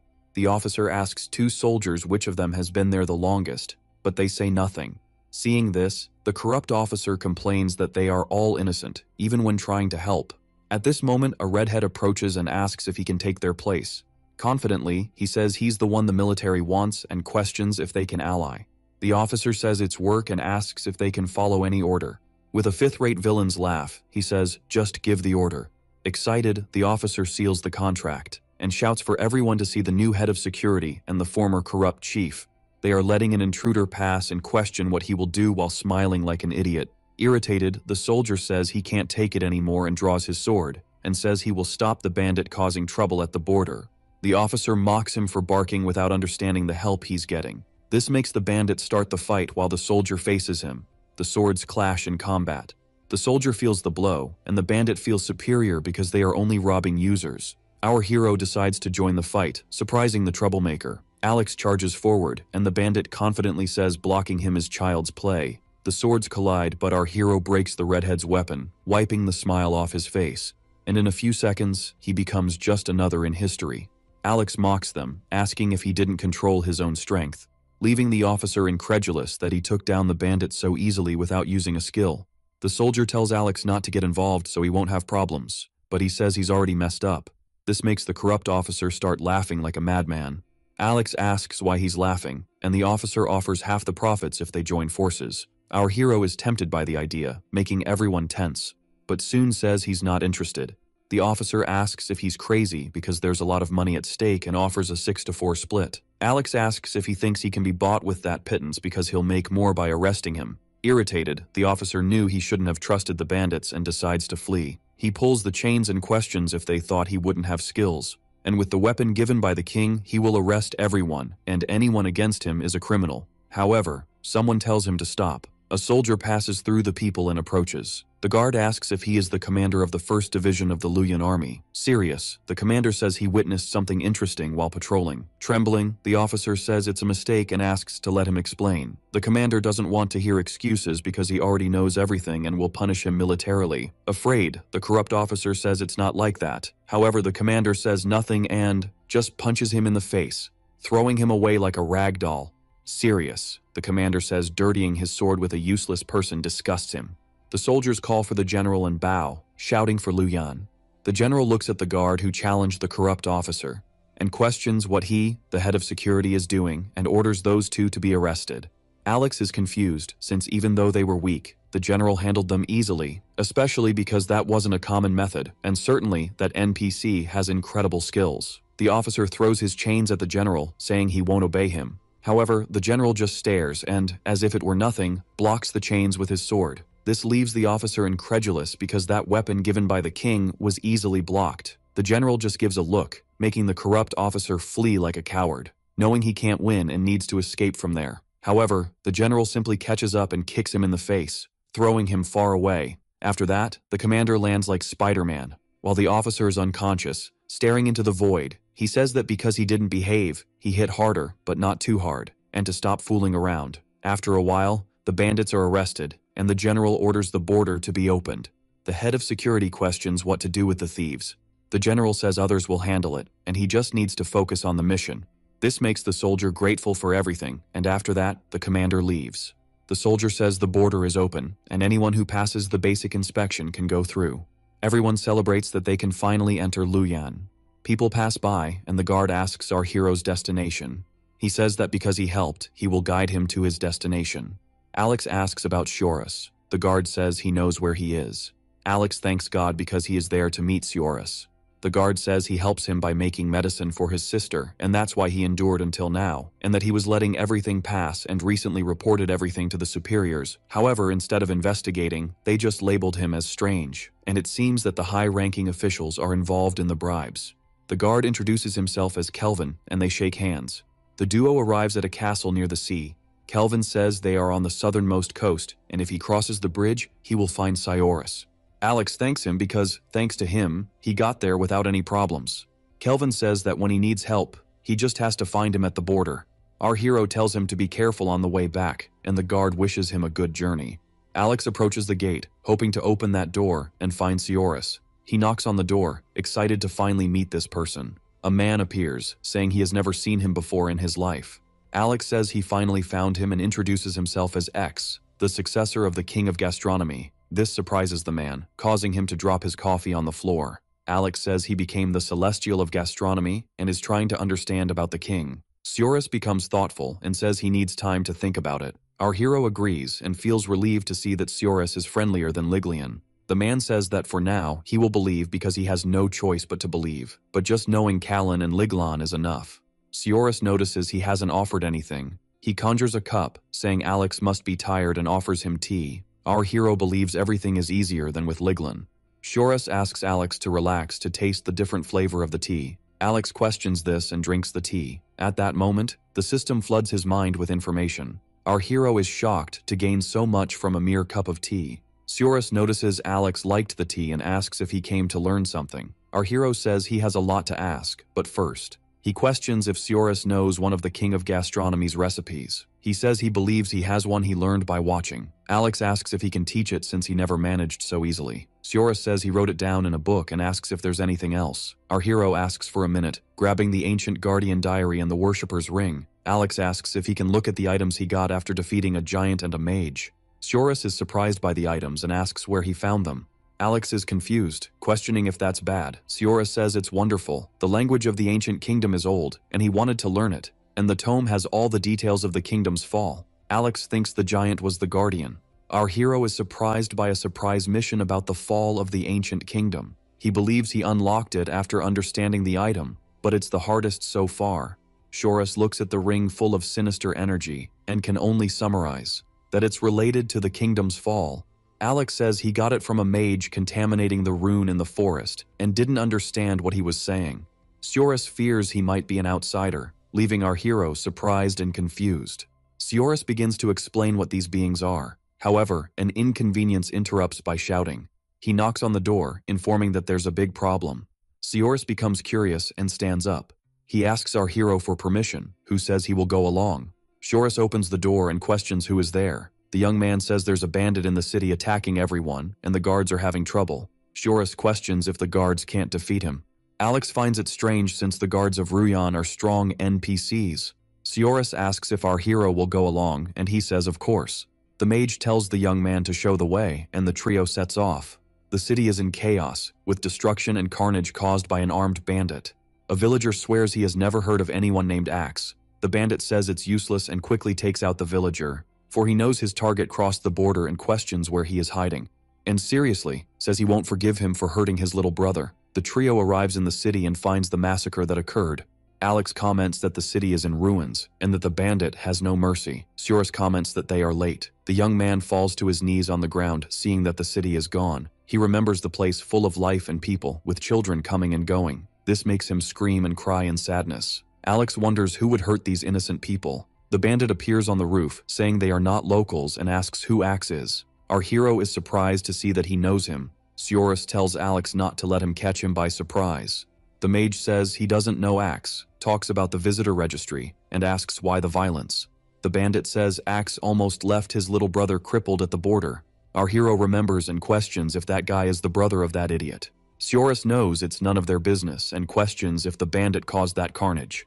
He replies yes, because they should have answered his questions about Axe, and says he won't stop until Axe shows up. He will murder everyone left, which makes the young man angry, who grabs a scythe while cursing the bandit who destroyed his city. The young man calls the assassin to fight, who finds it funny, as he thought he only knew how to run for help. Our hero believes talking won't lead anywhere, and Sioris agrees. And since the young man wanted help, there's no reason to deny helping him. The bandit gets excited because he was tired of the idle talk, and tells them to show what they can do as he charges into the fight. Sioris comments that he is attacking. The bandit approaches and easily injures Axel. However, he notices that the enemy doesn't cause much damage, but is very fast, managing to kick Sioris in the face. Seems to have put all points into agility. The young man notices the bandit is strong, and he can only do one thing to help. Axel asks if the mage knows acceleration magic. He says yes. Our hero knows he can cause more damage if he can match the speeds. He asks Sioris to cast the magic on him. The mage says he will. But the bandit questions if they think he will let them and charges to attack Sioris. Axel tells him to cast the magic while he distracts the enemy who curses him. Quickly, our hero changes the position of the sword and attacks the enemy, who dodges by throwing himself back. Axel gives no openings to the bandit. At this moment, the young man appears and grabs the enemy, surprising him. The bandit curses the young man, calling him a coward. He accuses him of annihilating innocents and questions if he is the coward there. Irritated, the enemy pulls out a dagger. The young man tells him to act quickly because he has grabbed him, but is fatally wounded by the bandit, making Axel and Sioris shocked. The young man tries to move away, and our hero tries to reach him. A side mission arises for him to buy time, and this surprises him. Sioris says the magic is ready, increasing Alex's speed by 30%. Our hero tells the frightened young man not to speak, and for Sioris to help him. Our hero chooses cheetah meat, something quite exotic, and devours it in the middle of the fight, without a napkin or fork, saying he will take care of the bastard alone. The young man faints while Sioris asks him to hold on. He tries to check the young man's condition, and upon seeing the wound, says it's deep and needs immediate care. Sioris says they need to take him quickly, as they can't keep him alive there. Alex tells the mage to go and leave it to him. Sioris questions if he will be okay. Confident, our hero says it will be easy. Even so, he doesn't know if he will win easily, and, if he plays wrong, he will lose. Sioris says he will return quickly and asks him to hold on until then. Alex knows the enemy is more agile, has tricks, and will dodge his attacks. Therefore, he needs agile and precise strikes. One to win in one go, and for that, he needs to stay focused. The bandit knows he will be defeated and needs to dodge. He pulls out a smoke bomb to hide in it. However, our hero shoots like a rocket and initiates the attack.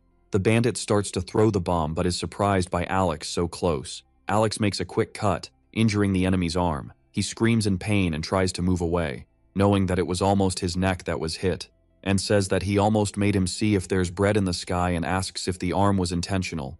Alex says it's better to make him rot in jail, and the bandit doubts it.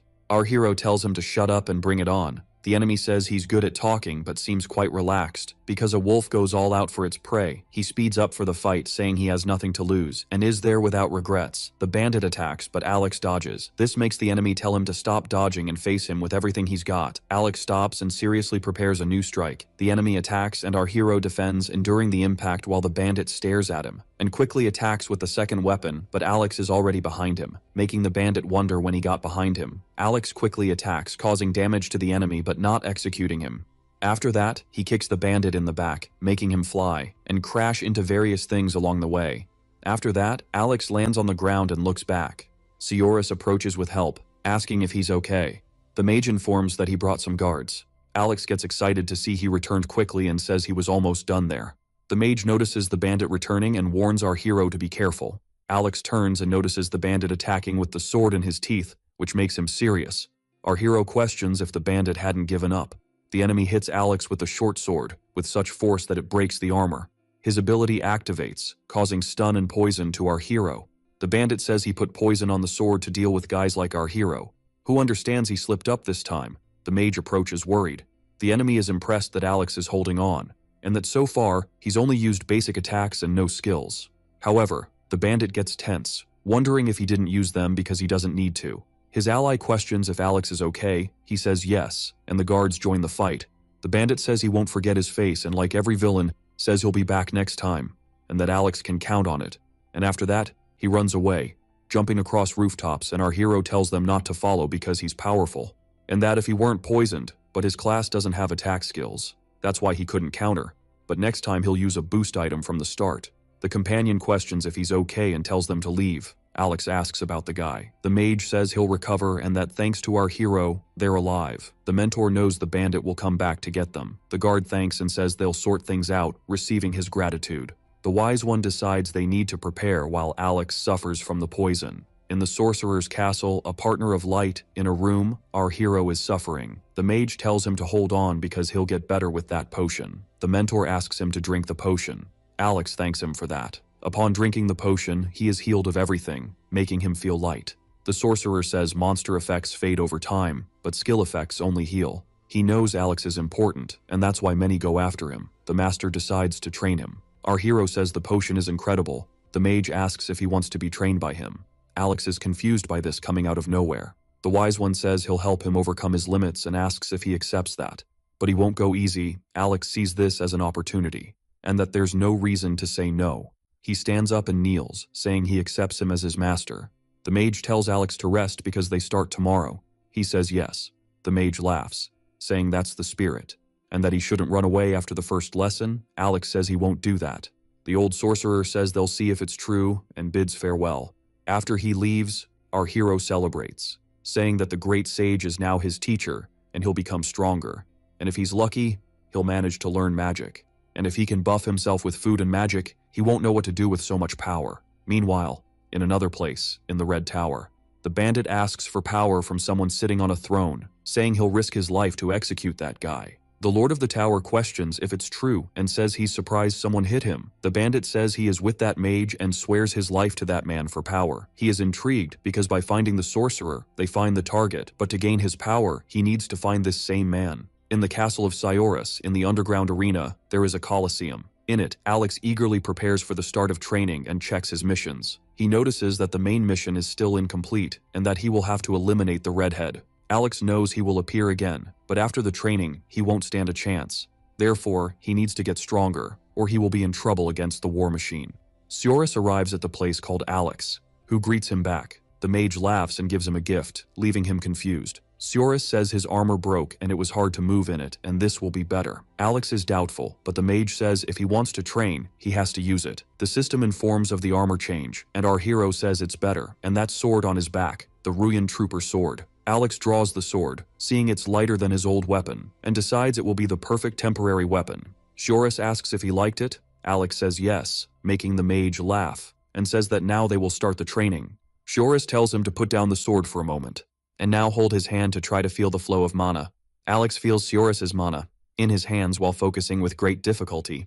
After much energy, Cyorus tells him to open his eyes. Alex opens his eyes. The mage asks how he has been using his strength, as he has a lot of potential but doesn't know how to use it, and a large amount of mana in his body is blocked. Alex is surprised by this, saying he never had a reason to use mana, but Cyorus explains that it's not just for spells, even warriors use it in their swords. Alex is surprised by this, and it's not difficult, they just need to take one step at a time, starting with feeling the mana. Alex knows the game went online recently and needs to master this before others, and if he can learn how to use mana, he can block spells too. Cyorus says mana is in everyone, but non-mages have difficulty, and Alex asks how to do it. The mage says he will show him how it's done, tells him to sit and clear his mind to remember what he felt and find the mana within himself. Alex manages to remember, and just felt the mana in Cyorus's hands a little while ago. He is uncertain about this, but having felt it before, he seems to find something. Electricity emerges, and Cyorus asks if he is feeling the mana. Alex confirms. The mage tells him to let the mana emerge and try to focus it on his fingertips. Alex begins to focus the mana as instructed. Cyorus notices he succeeded and says if he can gather it in one point, he can use it on the sword. But it seems weak, and therefore he needs practice and time to improve. Time passes, and someone says they are almost there. A red-haired man is informed by a butler that they have just arrived, and there is the castle of Cyorus. The redhead tells him to wait there, as he will enter with the henchmen, saying it was really hard to find the place, and to know if Axe is really strong. In the end, he questions if he should test him. The pair arrives, and the butler knocks on the door calling Cyorus, knowing he is there. The door opens, and the mage asks what they want. The butler says his lord will explain. Cyorus invites them in. The lord understands why they call him the great sage, as others would not be so welcoming. Cyorus responds that he is not like that. In the study room, with tea served, both observe each other. The lord says the tea is magnificent. Cyorus thanks him and asks why he is there. He questions if the mage is not being impatient, and if he needs a reason to visit a friend. Cyorus does not believe the Baron of Ruyan is there for that and decides to investigate. The mage says he could have visited him. The noble says he knows he and his friend took care of the problem. Cyorus understands he is referring to Axel. The noble questions where this friend is and wants to meet him. Cyorus says he is training and will pass the message, but the redhead wants to speak directly with him. The mage says he trains seriously and can introduce him next time. This makes the butler irritated, questioning how he dares to argue with the lord, and accusing the old mage of having no manners. The lord says that's enough. As he is training seriously, the butler apologizes. The noble says they don't want to disturb and will leave, but the butler remains irritated. After getting up, the lord thanks, and Cyorus says that after the training he will take him to him. He tells the mage that he will wait for both of their visits. After that, the visitors leave, but the noble says he wants to ask a question, and he questions the name of the young man who might be someone he knows. Cyorus gets irritated, as it seems they are using him for an investigation. He gives a false name, Axur.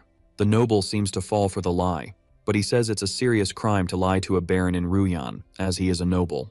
Cyorus says he knows that. The noble accepts and says until next time, and the mage bids farewell. He feels tired knowing they will soon find him, and Axel has just started training.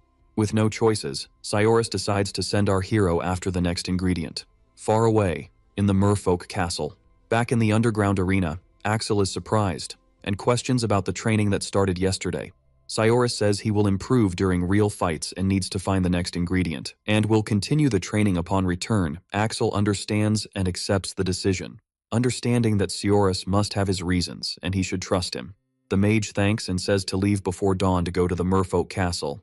Cyorus says he will tell more tomorrow, and for Axel to make sure he is ready. The mage says he wants to see how his training is going. He says it's not good yet. Axel activates the mana, saying he can already imbue magic into the sword.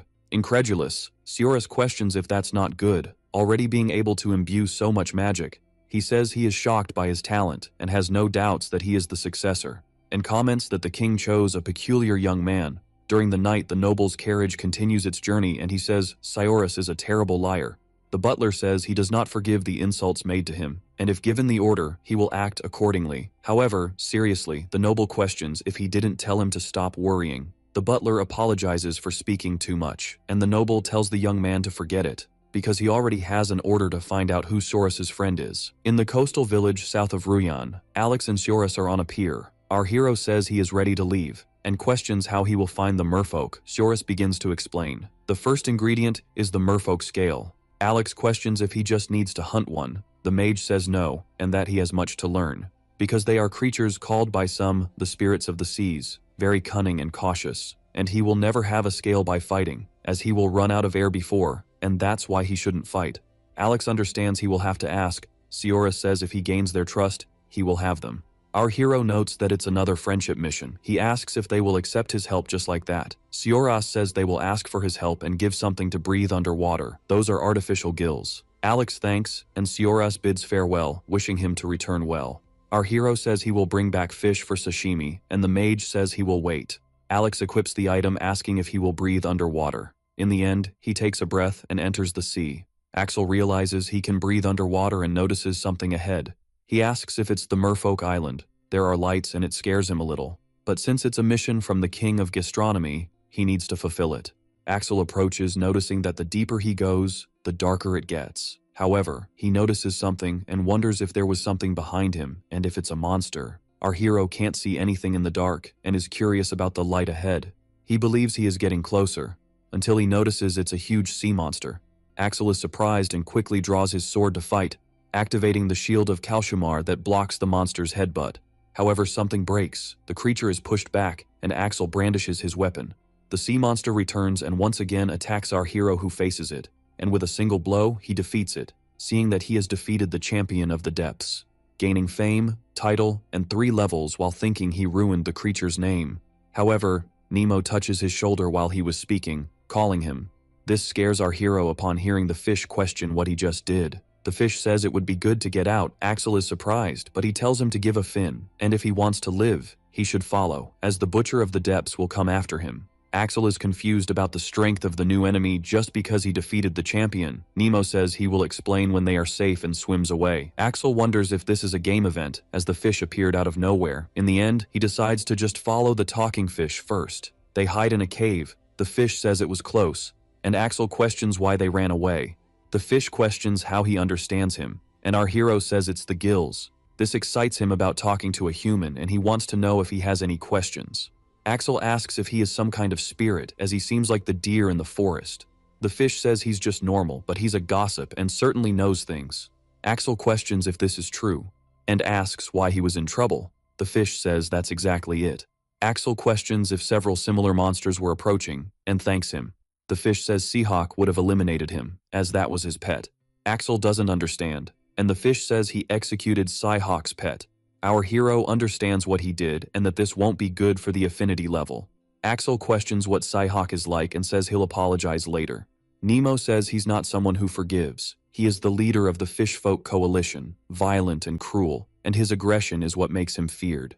Axel knows they are crazy for fights, plundering, and enslaving others, and since Seahawk is the leader of this race, he must be crazier than the others. The fish says there's no need to apologize, as it feared Seahawk and would be grateful for what was done. Axel says he understands the scenario and asks if their base is nearby. The fish says no, and he'll have to swim a lot to get there. Axel questions why the champion of the depths was there. The fish says they are trying to expand their influence and the merfolk's territory is the target. Axel asks if they won't do anything about it. However, the fish says no one in the sea can defeat the fish folk, and if it were him, he would return to land. Axel questions if the merfolk are nearby. The fish says yes, and our hero asks if he can show the way. This surprises the fish, who asks if he heard him. Axel tells him not to be so serious. However, he says it's better to stay away from the fish folk, and questions how crazy he needs to be to swim near their target. Axel tells him that running away in fear won't change anything, and that he's not as weak as he seems and asks to just show the way. The fish says he's quite stubborn, and not to say he wasn't warned. Axel has no problem and says he's really strong. The fish tells him to follow, and if he encounters fish folk, not to talk to him.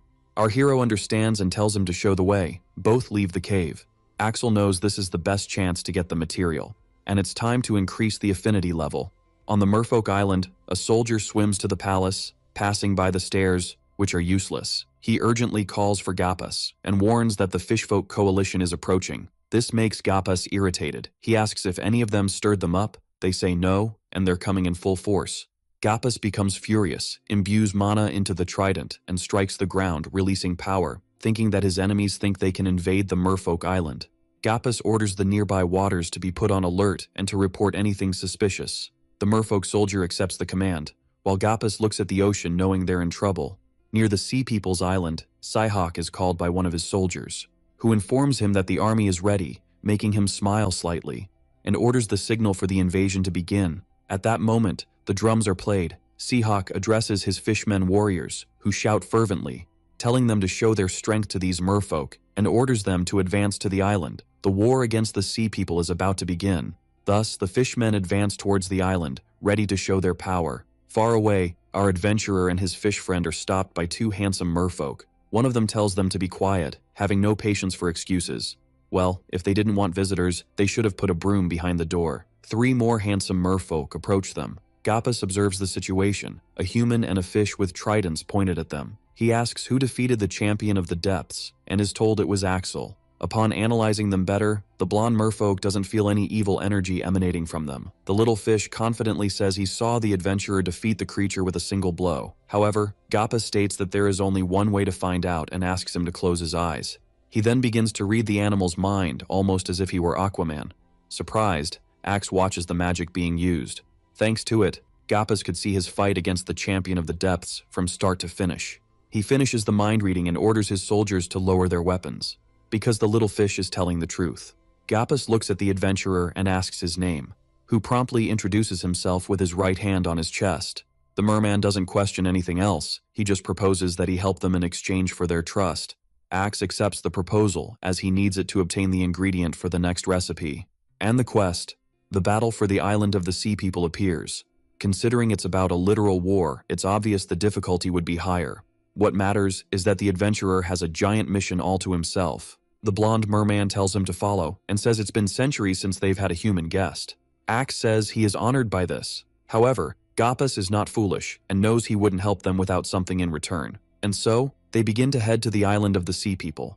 There, various mermaids and mermen swim among the corals and other sea creatures. Axe and the little fish admire the place, impressed by its vast beauty. Gappas notices this and says this is why the island is worthy of protection. However, even with this blessing, the same cannot be said for its military power. Upon hearing this, Axe already concludes that he will basically have to fight alone. Gappas asserts that they won't be defeated so easily, as they have strategy on their side. The problem is that you can't win a battle with just a plan on paper, but the adventurer states that they also need strength, something he has in abundance. The blonde merman looks at him for a while, and fully agrees, saying that the human fits very well in that role. The conversation is interrupted by the sound of a conch trumpet. From the sound, Axe even thinks it's one of those foghorns. Gappas warns that the fishmen have already arrived, and tells the adventurer that it's time for battle. But first, a pause for our adventurer to eat the sushi of champions. With the divine palate, he gains advantages underwater and the title Light in the Depths. The little fish decides to leave before things go south for him, and Axe thanks him for his help.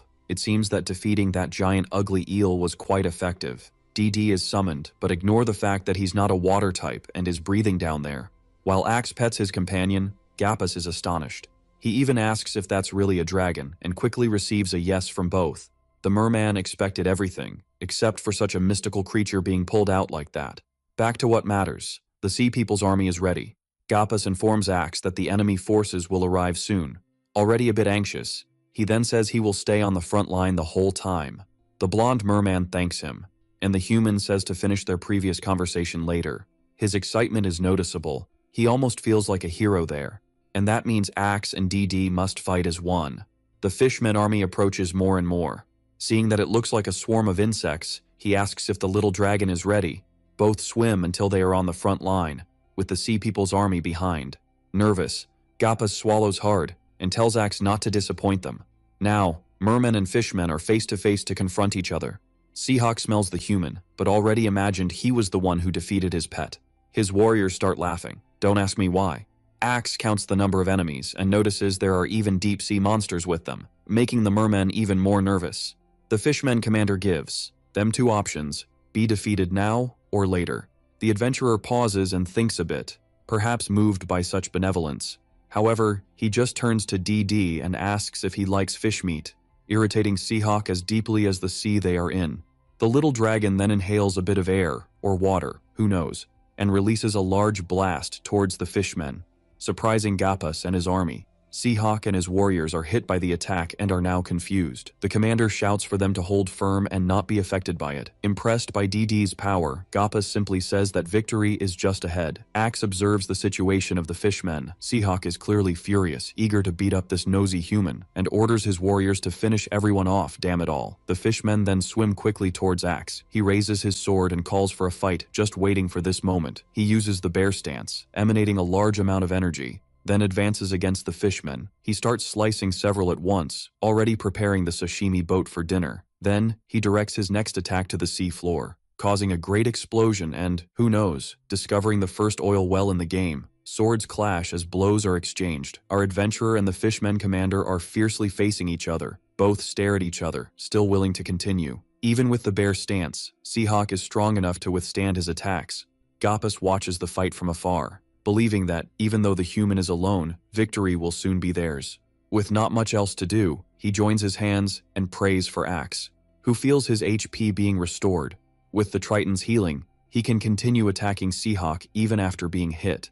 It's time to advance for real, and the combat between Axe and Seahawk continues. Seeing the magnitude of the fight, one of the Fishmen warriors decides to take down DD. The little dragon swims quickly towards him, and he does the same while shouting. However, the fish underestimated the headbutt of this little creature, which hits him squarely in the belly, and DD continues advancing, even with a bump on his head. Gappas notices this and starts healing him too. Axe delivers another blow to Seahawk, which seems to have really hurt. Seeing their leader injured, the Fishmen warriors become worried and try to intervene, but they are ordered by him not to interfere, clearly with a thirst for human blood. Axe notices that Seahawk is worn out and mocks his exaggerated confidence. "My friend, that was just the warm-up." A red energy emanates from the fishman's body. The adventurer advances against him again. However, Seahawk thrusts his sword into the adventurer's chest, dealing him a critical hit. He pierced Axe's defense as easily as slicing through a sea cucumber. Axe panics as he sees his HP dropping more and more, even with Gappas's healing. It's possible he might kick the bucket if he's pierced like that a few more times. Seeing his expression, the commander laughs and says he will make him regret challenging him. Gappas notices that Axe is in trouble and orders his army to focus their prayers on him. His soldiers try to question him, but he just ignores them. Gappas begins to bless the adventurer, the only one capable of saving them. With little choice, they drop their tridents and shields and initiate the blessing of the Sea People, making Axe recover HP and increase his damage. He feels the energy growing in his body and believes it's enough to end this. Seahawk even feels the scales on his backside bristle at sensing that power emanating from him. He orders his warriors to attack the Tritons. The fishmen obey and advance to try to attack them. But only if it's over DD's round little body, which releases another strong burst of air at them, leaving them confused again, and probably with a severe headache. Out of patience, Seahawk decides to finish Axe before more blessings reach him. With blood in his eyes, he starts swimming rapidly towards the human, who does the same. Both are about to deliver the final sword strike, looking like two aquatic samurais. However, Axe is faster and hits Psyhawk's neck, who is incredulous at feeling the blow. After all, the commander was absolutely sure that the heavens were on his side. Two fishmen rush to Psyhawk upon seeing him motionless, and realize that his body is limper than an octopus. Without their commander, they know they will never be a match for our adventurer. One of the warriors orders everyone to retreat to protect their leader. With that, the fishmen army is defeated, and Gappus's soldiers can finally celebrate the victory. Despite the tedious fight, the rewards and the title alone at the top made it worthwhile. The Tritons approach Axe, and the blonde shows great gratitude for saving the island. They give their sincerest thanks and bow. Axe states that they wouldn't have won without everyone's help, so he is also grateful to them. Seeing DD approaching, he opens his arms to receive him and thanks him too. Along with the completed quest, he also gained 3 accessories with a skeleton symbol, perfect for a gothic outing in the cemetery. Too bad he can only use them at level 250. With the end of the war, Gappus invites him to visit the island of the Sea People. Axe takes the opportunity to ask who governs the place, and it is said to be the island's princess, a mermaid with a tender heart who has been through a lot. Since she rarely interacts with outsiders, he asks if he will be able to meet her. Gappus says yes. After all, Axe is their hero and deserves a little reward from the princess, nothing less than the minimum after having participated in a war. So, the duo follows the blonde merman to the island. Upon arrival, Axe and Gappus are greeted with petals and enthusiastic cheers. A beautiful mermaid with pink hair welcomes them at the entrance of the castle, and the two quickly greet her. This is Princess Melia, the ruler of the Sea People's island. The mermaid apologizes for not being able to receive them outside her castle, but the adventurer simply responds that he understands the situation. To reward him, she tells him to choose one of the treasures present in the island's crypts. He thanks her, but the princess apologizes for not being able to offer more than that. Melia then shares that she hears the spiritual voices of all living beings, including the painful cries of the runic stone on the island. Curious to understand better, she asks Axe about the crystal. He begins to share everything he knows and has faced up to that point. After listening to him, Melia offers her help, even without fully understanding the burden he carries, and the adventurer thanks her for her good intentions. Changing the subject, the princess asks Gappus to accompany him to the crypt, who promptly obeys and tells Axe to follow him. In the island's crypt, the blonde merman presents 3 treasures to choose from: the precious sword of Oru, the shield of the ancient Triton knight, and the blade of Nagne. All the treasures are interesting to Axe, leaving him unsure of which to take. However, the third caught his attention the most: high attack at level 1 and blocked effects, and so he chose the blade of Nagne as his reward. Gappus observes him from a distance until he sees something surprising. The sword seems to be reacting to its new user. At Maisie Enterprises, the straight-haired dev is deep in thought. A man with a pompadour offers him a drink. The pompadour guy tells him not to worry so much about it, as it's not his job. Accepting the drink, the straight-haired one says he knows that. He mentions that the player who won the battle against the Sea People appeared the previous day. The mysterious player went to the bottom of the sea, and the dev reviews the battle between the two. This player fought against the entire Sea People, so the gossip about him spreads quickly. The straight-haired dev asks the other dev if he didn't find it a bit too fast. The pompadour guy agrees, as technically the fighter shouldn't be at that level. Kim wonders how he defeated the entire Sea People and was left to his own devices. Concerned, he asks who this guy is who developed the character so quickly. The pompadour guy says they should analyze that the player's powers are extraordinary, and questions if all this power could be a game bug. The door opens, and another man approaches, saying he received a call from the central office. Very agitated, he says the mysterious player completed the first A-level quest. The two devs who were talking are incredulous and check their phones. On the phone screen, we see the notification that the mysterious player completed the A quest. We then move to the CEO's office. We see someone picking up a yellow folder. A man speaks to the CEO, saying that was the report on Axe's mission progress. He says he sent the messages and video the CEO mentioned to the administrators. The bearded man thanks him and says everyone should be on alert now. The employee says everyone is trying to find out who the mysterious player is. The CEO laughs, saying they must be desperate to discover who the player is. A notification appears on the notebook that Axe has just logged in. In another scene, we see a man in an overcoat facing a Triton, a fish, and a woman. Axe asks the fish not to be eaten before they meet again. The fish tells him not to worry, as it will be much bigger the next time they meet. The protagonist smiles excitedly, saying he's looking forward to seeing that. The Triton bids farewell to Axe, who thanks him. Before leaving, the merman says he couldn't give him the scale, as it's a sign of love, and that's why he asked Her Highness to do it. The beautiful red-haired woman seems embarrassed and says he told her everything. Smiling, she asks Axe to accept her scale. It will bring him safety on his journey, and the beautiful mermaid will wait for him on his next visit. Axe accepts the scale, and an item-acquired notification appears. The Triton, the mermaid, and the little fish bid farewell to Axe, and he thanks them. The protagonist continues his journey. He wonders what the next ingredient would be and decides to ask Master Cyorus. We see the Cyorus Lighthouse Castle. A gloved hand knocks on the door. The door opens and we see a blonde man with a beard coming out. He says that Axe returned quickly. Cyorus asks Axe to come in because he wants to know what happened. Axe says he brought good quality fish for dinner. Axe and Cyorus are in a luxurious room talking. The protagonist shows the master that he obtained the mermaid's scale.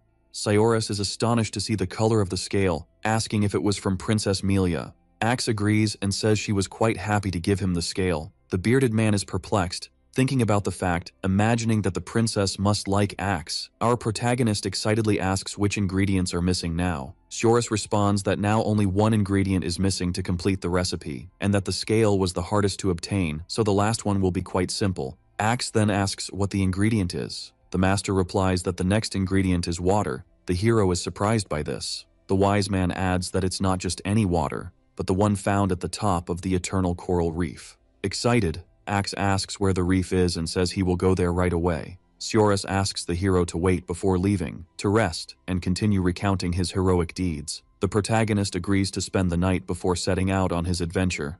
Night falls, and a noise can be heard in the castle corridors. A man with blue hair and an overcoat arrives, destroying the furniture in the place. The troublemaker thinks to himself that he can't believe this is happening. He ponders that the prophecy said his guild should be the strongest in fate. Reflecting on everything the guild possesses in the land of fate, he wonders how the hero still manages his feats. The blue-haired intruder concludes that everything has been going wrong since Axe appeared, and very angry he reflects that he has the impression that Axe is the mysterious player. A sailboat appears, and we are in the strait of the Eternal Coral Reef Archipelago. We can see the crew of the boat. Then the highlights of Axe's battles appear. An unknown user posted a video in the Fate Gallery about a Korean player, surpassing 100 million views. We see headlines in various different news outlets commenting on the Korean player's feats. We return to the protagonist, and he is thoughtful about some issues. He reflects that it was good that all the water turbulence covered his face, and that Kamui will think it was him, and that this means the war machine will start wanting to delay him. Just imagining going against a boss already gives Axe a headache. But would they really bother with such an unimportant streamer? Axe doesn't know about the rest of the jerks, but he imagines Kaimus is watching him. He will be waiting for the right moment to suffocate the hero, as he always does. Lost in his thoughts, Axe begins to project the image of a battle in his mind. He has a trick up his sleeve for the next time he encounters Kaimus, and he is no longer the same guy he was in Rin Online. Footsteps are heard, and Cyorus approaches, asking if something is bothering Axe. The protagonist smiles and says it's nothing serious, but he asks the wise man what he would do if he had a great power behind him. Cyorus says no one would dare to do that, but then he explains that if he could anticipate and learn the threat's attacks, he would strike first. Axe scratches his head and then asks if it would be a preemptive strike. The wise man says he would gradually undermine the threat's power and that the hero should consider what would be most effective while searching the reef. The protagonist asks if that island is the reef. Cyorus replies that the reef is at the top of that island, and that it is called the Eternal Coral Reef because its size is overwhelming. Surprised, Axe asks if the reef is the entire island. Cyorus explains that the Eternal Coral Reef is a mountain lake and spring that holds the island's energy and spirit. Long ago, when the wounded drank its water, they were blessed by a miracle. The wise man says that this is the water Axe must seek, that it is at the peak, and the hero must collect some and return. Confident, our protagonist beats his chest and says he will return with some of the water. Cyorus is happy with the hero's vigor, smiles, and says he envies his confidence. Nearby, there is a red-haired man in a cloak eavesdropping on their conversation. The redhead wonders if it's not Axe that the war machine ordered to be killed this morning. The eavesdropper is with two other cloaked men, and he asks Azus what they should do about the hero. Asus says it's very lucky Axe is on the same boat as them. There is a notification from the War Machine Guild showing a wanted picture of Axe. The boat approaches the port and docks. Axe and Cyorus disembark from the boat, followed by the nosy redhead. He thinks now is the chance to cast a tracking spell. With the tip of his finger, he sends energy towards Axe's back. The tracking spell allows you to see the location of whoever is connected to it. The redhead and his accomplices also leave the boat. Cyorus tells Axe to go fetch water, saying he will stay there to decipher the language of the ancient kingdom's newspaper. The two bid farewell. The wise one wishes his friend a safe journey. From afar, Azus asks if the tracking spell was cast. The redhead confirms. Now Azus and his henchmen will begin the hunt. Already at the eternal coral reef, there are many trees and a beautiful landscape. Axe is thinking he's been walking for a while but doesn't know if he's close. He's pessimistic upon seeing he's arrived at a clearing, not believing it's the right place. The hero hears footsteps behind him. It's Azuz's gang. Axe senses the presence of enemies and stays alert. One of the enemies draws his sword and in a rush, jumps at Axe. Our fierce protagonist prepares to unsheath his sword. He says the villain is very fast and didn't expect him to attack so abruptly. The two begin a sword fight. Azus says it's good not to have to calculate what needs to be done anymore. Axe attacks with his sword, forcefully throwing the enemy backward. Azuz's sycophants come running, asking if he's okay. Azus is astonished because he thought Axe was level 196, but he's managing to dodge his blows who is level 300. The villain concludes that Axe is not an ordinary player. Our hero regains his battle stance and grabs his sword. The henchmen attack him simultaneously, and he defends himself. With a spinning strike, he sends the enemies flying away. This makes him vulnerable, and Azus notices this opening. Axe manages to notice the opportunist's charge. The enemy shouts goodbye to Axe while delivering a powerful sword strike. Amidst the trees, the sound of the two warriors' exciting battle can be heard. Azus runs furiously towards Axe. The two cross swords, and the hero manages to defend himself. The enemy insists on striking the hero with all his might. He swings his sword vigorously while maintaining his balance. The two combatants stare at each other, creating a tense atmosphere. The villain holds his sword with much hatred and perseverance in his eyes. Azus gains momentum and runs to attack again with all his strength. Axe prepares to defend the attack, positioning himself. The attacker's eyes shine with hatred and energy. With great force, he delivers another blow, this time even stronger. However, even so, Axe manages to defend himself again. In a counterattack, the hero manages to strike with a shocking energy. This throws the villain backward with the force of the wind. Azus manages to defend himself, but the blow was strong. Our protagonist takes advantage of the opening and charges forward. He extends his hand towards the adversary's neck. Now Azuz's neck is being squeezed by Axe. Trembling, the villain surrenders, understanding that the hero possesses monstrous power. The protagonist asks which guildmaster is chasing a player alone. Still with his neck held by the hero's hand, Azus says he won't reveal that. Axe says it would be his best option, or else give his equipment to him. Azuz's henchmen are unconscious. Our hero says he would let the villain collect their equipment if the two come to an agreement. Revolted, Azus then decides to give in and says he works for Chimus of the War Machine. The protagonist releases the adversary's neck, who falls to the ground, gasping. Concerned, Axe thinks that Chimus is already up to his tricks. The brave hero says the guild leader can send whoever he wants, and he will destroy them all. A portal opens on the ground. DD emerges. Now our protagonist will level up. The cute little dragon waits sitting on the ground.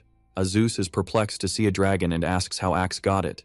The protagonist ignores the question and orders DD to kill the villain to level up. The poor guy doesn't understand this, as Axe said he would let him live.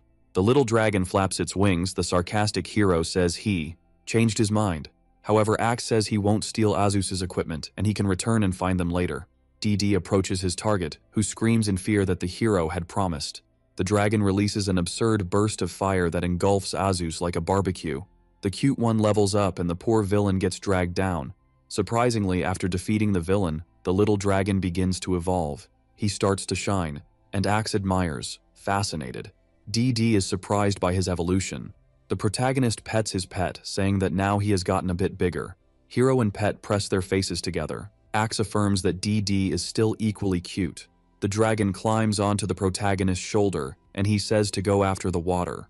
The two friends continue their journey side by side. Meanwhile, at the explorer Azuz's house, we see the man coming out of a door wearing virtual reality glasses. He is very irritated, cursing Axe for saying he would leave him alive and then killing him.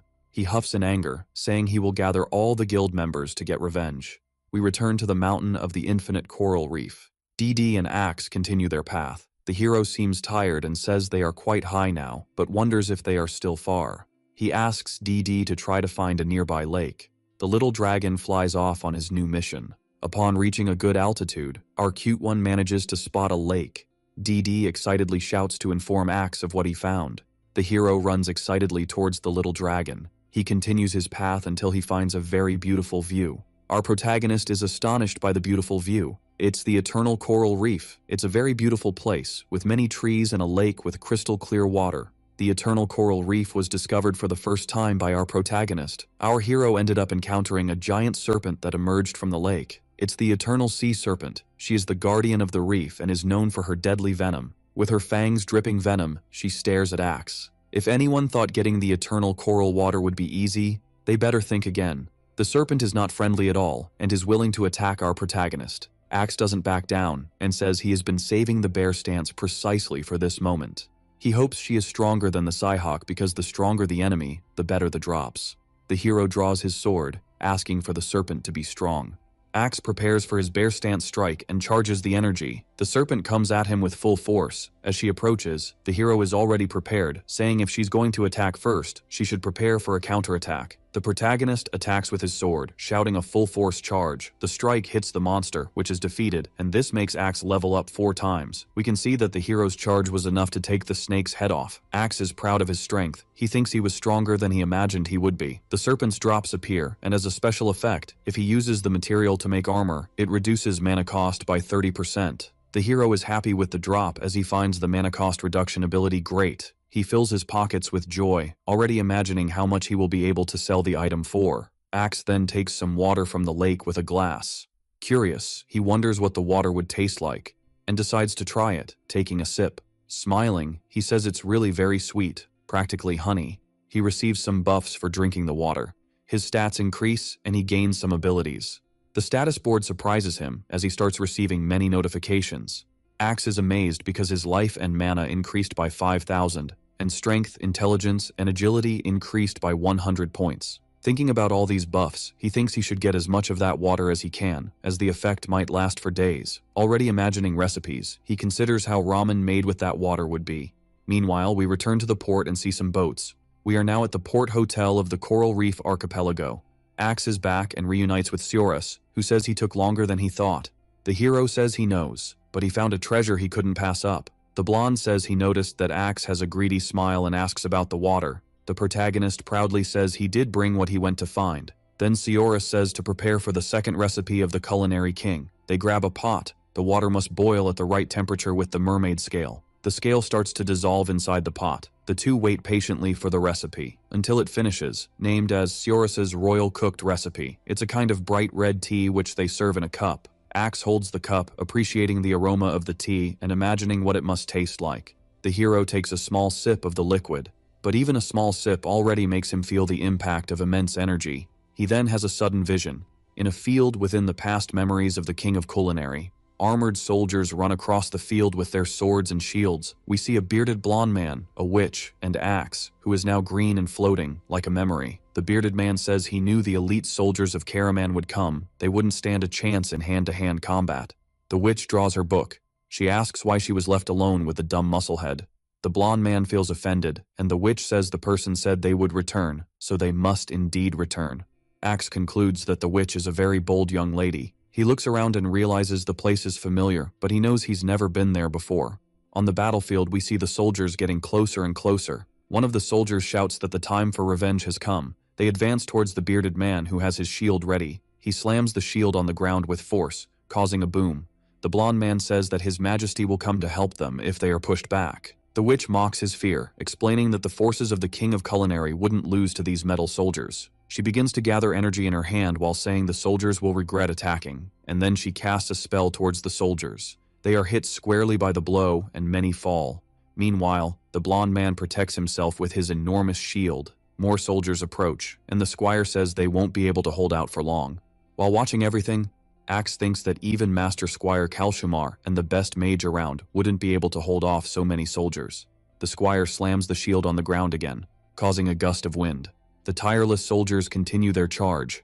Suddenly, an explosion interrupts everything on the battlefield. Everyone is surprised, and Kalshumar shouts, "Majesty!" Axe, apprehensive, wonders if it would be the King of Culinary who finally decided to appear. At the sight of the explosion, we see a man with bright eyes and a red cape. He apologizes for his delay. In the distance, the sounds resulting from the power the witch is accumulating in her hands can be heard. On the battlefield, the warriors continue the fight. The armored soldier commands the attack. The The steel-covered warriors threaten the majesty and say it will be his last day alive. Axe, impressed, watches the scene knowing it will be a wild battle. The witch's purple strikes fly towards the soldiers. Kalshamar is worried, as the monarch won't be able to hold out for long. The crowned ruler is in trouble and believes they won't win at this pace. He raises his hand, making a gesture with his fingers, shouting, "Giant wave of judgment!" The king is focused and gathering all his strength. Drops of water begin to fall from the sky in large quantities. The enemy soldiers are impressed by the scene. They realize the sky is getting darker and darker. Droplets of water and wind swirl around the monarch, who continues to concentrate his power. Sensing the danger, the armed warriors shout to retreat. The king raises his hand, and the environment is getting darker. He changes his expression, becoming more serious and intense. One of the warriors raises his sword in fear, calling out to God. Suddenly, a gigantic wave drowns several enemies. The Majesty floats with his immense power, enveloped by water. This scares off the enemies, who run in despair. The leader of the armed soldiers realizes that the power of the wave can choose who to attack like magic. The magical tsunami continues to sweep across the battlefield. Axe is impressed by such power. He approaches the king to analyze this strike further. The celestial palette detects the power called Sea of Divine Judgment. The user's body absorbs the energy of the ever-changing sea. Axe acquires this new power, which uses 80% of his mana, and a huge wave is summoned. It injures enemies and heals allies. Our hero returns from the trance with a piercing scream. Sioris, frightened, asks if he is okay. Axe explains that he had a vision with the king of culinary. The anxious blonde wants to know more details. Our protagonist, still perplexed, says he learned the skill Sea of Divine Judgment. Sioris, incredulous, asks if he is really talking about the skill that only the Majesty could use. In Sioris's castle, in the underground training fields, in a very large room, we can see a faint glow of light. Axe and Sioris are in a training area. The blonde is gathering all his strength. He extends his hand to deliver a punch in the air. The focused bearded man delivers a sequence of punches in the air. Sioris flexes his arms in a battle pose. Axe is astounded by such power. Even the air trembles with the power of the blonde's arms. The hero believes that if he hit him, a punch could send him flying upwards. The strong blonde says that's what it means to master the arts of combat after all his experiences. He mentions that he believes he can teach Axe because the hero is talented and capable. We have a fighter with spiky hair and gloves representing Western martial arts. This is a fighting style that hasn't been fully explored in Fate, but it's the main style in the West. Axe is ready to start right now. He wears an open training uniform and prepares himself.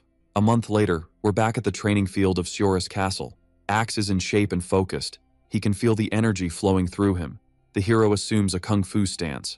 His eyes shine with vigor as he moves. He prepares a punch with his strength, and as he delivers the blow, we can see incredible energy emanating from him. The punch is so strong that it emits wind and energy. The energy is powerful enough to crack the wall ahead. Sioris stands beside his student, who radiates strength and intensity. The blonde is surprised by the control Axe has over his chi, something he's never seen. Our hero just smiles proudly, and says that now he can say he has mastered the technique. The bearded master laughs and says there's nothing more he can teach. Axe thanks him. The protagonist checks his status and sees he's at level 203 with many improvements. He puts on his usual attire, saying he's now going to sell his restaurant to focus on the quest of the ancient kingdom. We then go to Axe's restaurant, Po Chicken. Inside, our hero is sweeping the floor.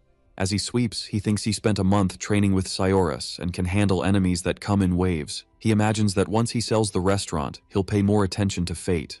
But a thought about War Machine crosses his mind. His daydreams are interrupted by the door opening. He was going to greet the person, but remembers they are already closed. A very beautiful red-haired girl asks if they are closed, even though it's only 3 p.m. Axe, awkwardly, apologizes, saying he has to sell the restaurant and it was the last day open, and that he only opened today to clean the place a bit. The girl puts her hand on her face, disappointed, but says she recognizes his voice. She smiles and asks if his name isn't Axe. Axe, now even more awkward and surprised, says he has no idea what she's talking about. The girl is intrigued and knows his voice is very familiar. She says he's the Maisie streamer and that she's one of the people who gives him gold, the writer Seo. The hero thinks the girl is really confident in what she's saying, that she recognized him. Seo Yoojung, a junior writer at EX Broadcasting, watches Axe's streams as writer Seo. We see someone eating fried chicken while others comment. Seo is one of Axe's regular viewers. Our hero, impressed, says it's nice to meet Seo and thanks her for all the support. Taking something from her bag, the girl says he sounds just like he does online. She hands him a small piece of paper. It's a business card from EX Broadcasting with her name and contact information. Axe looks closely at the card, seeming surprised. Embarrassed, Seo asks if the boy has ever done an interview before and that she'd love to interview him. The hero seems a bit surprised but thinks that if she's one of his biggest supporters, he should accept. In Axe's restaurant, we see two young people talking at a table, him and Seo. Embarrassed, the hero says he's not sure if he's in the mood to give an interview right now. He thinks his true power might end up showing in the interview, so it's better to hold back. Seo says she figured he wouldn't be interested, but with his level of popularity, it doesn't make sense to stay behind the scenes. The girl tries to calm herself, thinking she can get an interview later. No rush. She stands up. Remembering Axe was about to close the restaurant, he says it's all okay. Awkwardly, our protagonist asks her to keep it quiet about him and not tell anyone. The girl gracefully makes a gesture to stay silent and says she'll keep it a secret.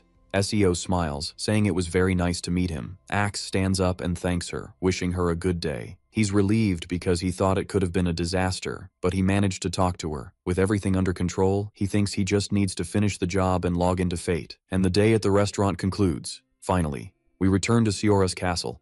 The master and Axe are having a friendly conversation. Axe asks Sioras to take care of himself and says he will write to his friend.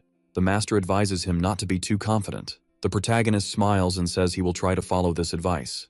Before the hero leaves, the master asks if he is willing to do some homework. The homework consists of Axe finding a partner he trusts. Surprised, the hero finds it curious to have to make a friend as homework. With a serious expression, Sioras says the hero shouldn't face the world alone. He believes Axe should open up, even if just a little. The protagonist seems to reflect on what his master said.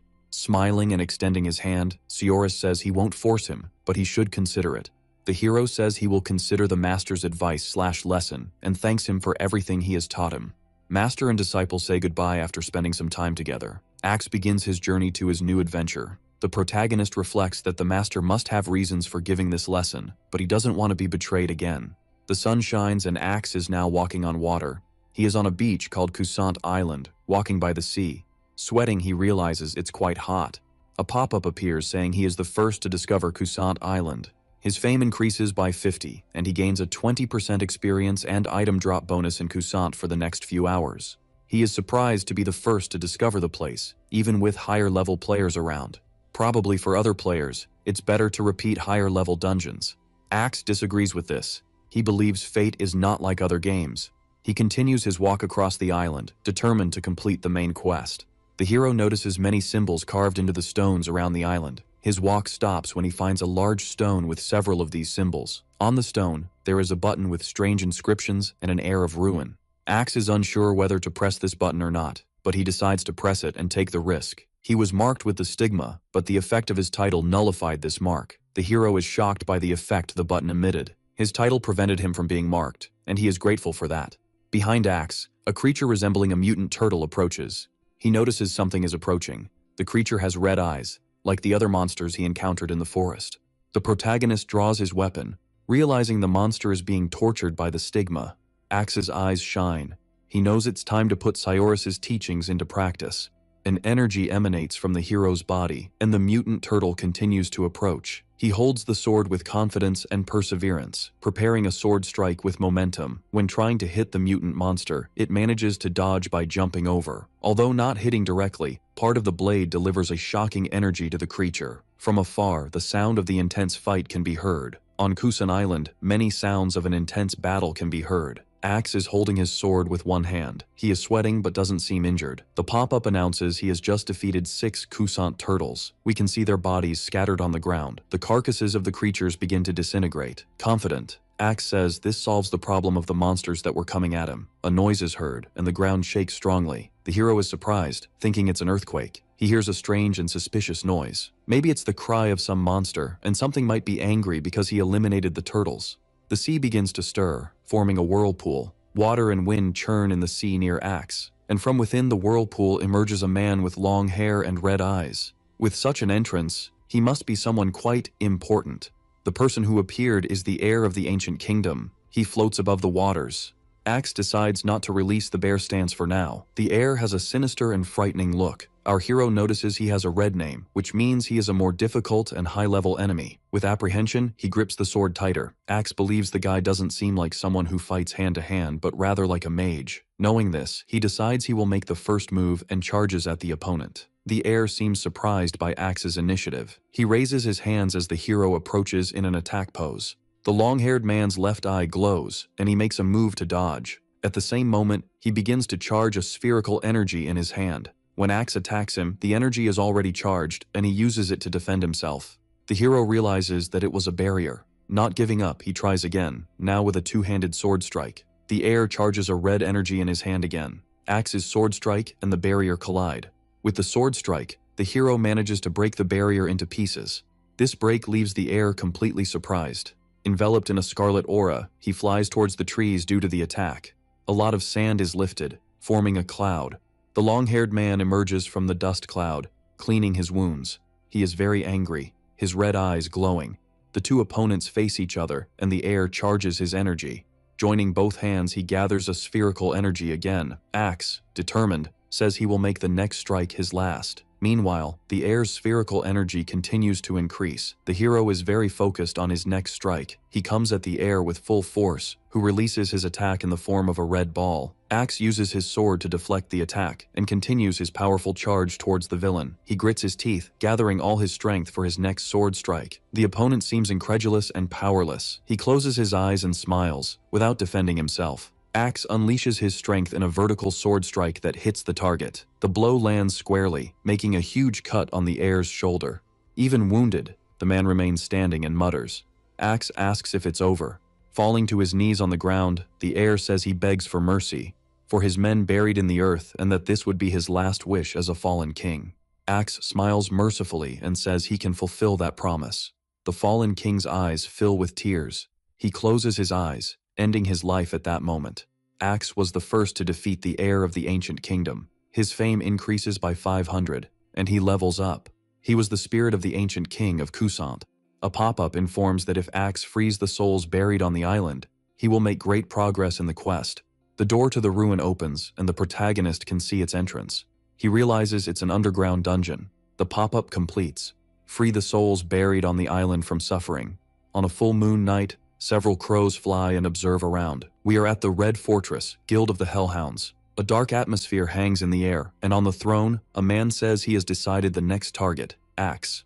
This man is Baron Holt, the leader of the guild, who believes Axe is either foolish or very confident. Another man is kneeling in front of Baron Holt and asks if it's really him. The leader responds that yes, and now that Axe has shown his hand, he will die. The kneeling man accepts the command. As his subordinate moves away, the guild leader gets lost in thought. He decides that now that Axe dared to kill the heir, he must pay. The Guild of the Hellhounds acts without caring about strategies, eliminating players. They act in a way that has only brought them an aura of hostility. Moreover, they have the support of a group linked to the stigma of ruin. We then move to the location of the guild war machine. The blue-haired man is sitting, talking to another man in an overcoat. He says they need a dark mage at least level 200. Diesel confirms and says he will look for one. The leader of the war machine says they need to start preparing seriously for the war. Dark mages are perfect for casting curses and debuffs, besides having a sinister appearance. The blue-haired man thinks that Axe may be good, but he is nothing alone, and the world he dreamed of will not exist in fate. He continues in his musings that he will attack so deeply that the hero will not be able to recover. We see the stone walls of the underground dungeon, and we are with Axe again. He descends the stairs with a torch lighting his way. The place is deeper than he imagined. He arrives at an opening that is lit, and the place is quite large for a dungeon. Axe unequips his torch and holds his sword again for safety. Unlike the sunny surface in this place, the hero feels at home. He needs to stay alert for any traps. He senses a strange feeling, as if he is being watched. On the ground, there is a brick slightly different from the others around it. Axe thinks he hates dungeons like this. In a careless moment, he steps on the brick that was different. He looks down upon hearing a click. Already imagining what awaits him, he knows he probably stepped on a trap. Poison-drenched arrows fly in his direction, several of them. He manages to dodge skillfully. In a leap, he thinks that was a close call. As he dodges, the hero notices the arrows smell of poison and decides to grab one. Axe continues his path through the dungeon, running and activating various traps, arrows, axes, dodging them all. He gives a big push to run faster. The hero is determined and brave. He sees a bright red light ahead of him. Axe wonders what this strange light could be. Suddenly, a red figure comes towards him at great speed. With skill, the hero manages to dodge the figure with his sword. At the moment, he can't tell what it was, but he remains in position. Axe has been in the dungeon for quite some time, so it was only a matter of time for something like this to appear. A sinister mummy is coming towards him. The mummy can attack from long distances, so the hero prepares in a defensive stance. The undead starts coming towards him, speaking in a trembling and sinister voice. Intruder. Soon the protagonist realizes it's not just one mummy, but several around him. Keeping his good humor, Axe thinks it's unfair to be greeted by mummies right after traps. He decides he will eliminate them, already thanking for the experience points. The hero takes a leap, heading towards the frightening monsters, delivering a precise sword strike to the mummy's neck. It receives the cut in a vital spot for any living being. The critical attack. Pop-up appears. The strike didn't hit just one mummy, but was able to hit 4 at once. The cursed monsters are reduced to pieces flying through the dungeon. One of the mummies that hasn't been attacked yet starts to charge its strike. Axe is initially caught by surprise, but soon realizes the monster's intentions. He quickly uses the sword to cut the treacherous mummy. The monster is surprised by this strike. The top part separates from the bottom, giving the monster the same fate as the others. Axe finishes his attack wondering if there were 6 monsters in the end. He thinks the monsters there were easy, but there must be a hidden treasure. With the Dungeon Explorer skill, if he is the first to conquer the dungeon, he will earn an extra reward. When the mummies rise from the depths, the path to the gold will open under the dark mud. We are in the royal tomb of the palace. We see empty sarcophagi, and Axe manages to count 15 mummies. He continues battling against some that are trying to cast their strikes. While cutting down a few more monsters, he counts 17 kills. Gaining momentum, Axe asks them to keep coming, as they are making him level up a lot. He runs at full speed through the dungeon. Meanwhile, another sarcophagus opens, revealing another mummy. The newly released monster shines its eyes and says it will kill the intruder. The abomination keeps coming and murmuring that it will protect the king's tomb. 3 more mummies emerge from their sarcophagi, repeating that they will protect the tomb. The hero can see at least 6 more monsters coming towards him. He focuses on being able to finish them all with just one strike. Holding his sword with precision, he shouts axial slash and heads towards them. One of the abominations tries to release its long-distance strike. Before the strike hits Axe, he lands a critical attack, and he succeeds. With just one sword strike, he manages to hit several mummies at once. The hero is confident in his abilities. Axe concluded his battle and defeated the mummies. He then reaches the end of the royal palace tomb and finds the king's tomb. The protagonist already imagines that the boss will have the word boss tattooed all over him. A very sinister mummy, but much better preserved than the others, lies in its tomb. Looking like a pharaoh with all its pomp, the monster then opens its eyes. Axe wonders if he will be as strong as Seahawk was. The king begins to slowly rise from his tomb. As he exits, he asks how Axe dares to disturb his rest, with a menacing smile.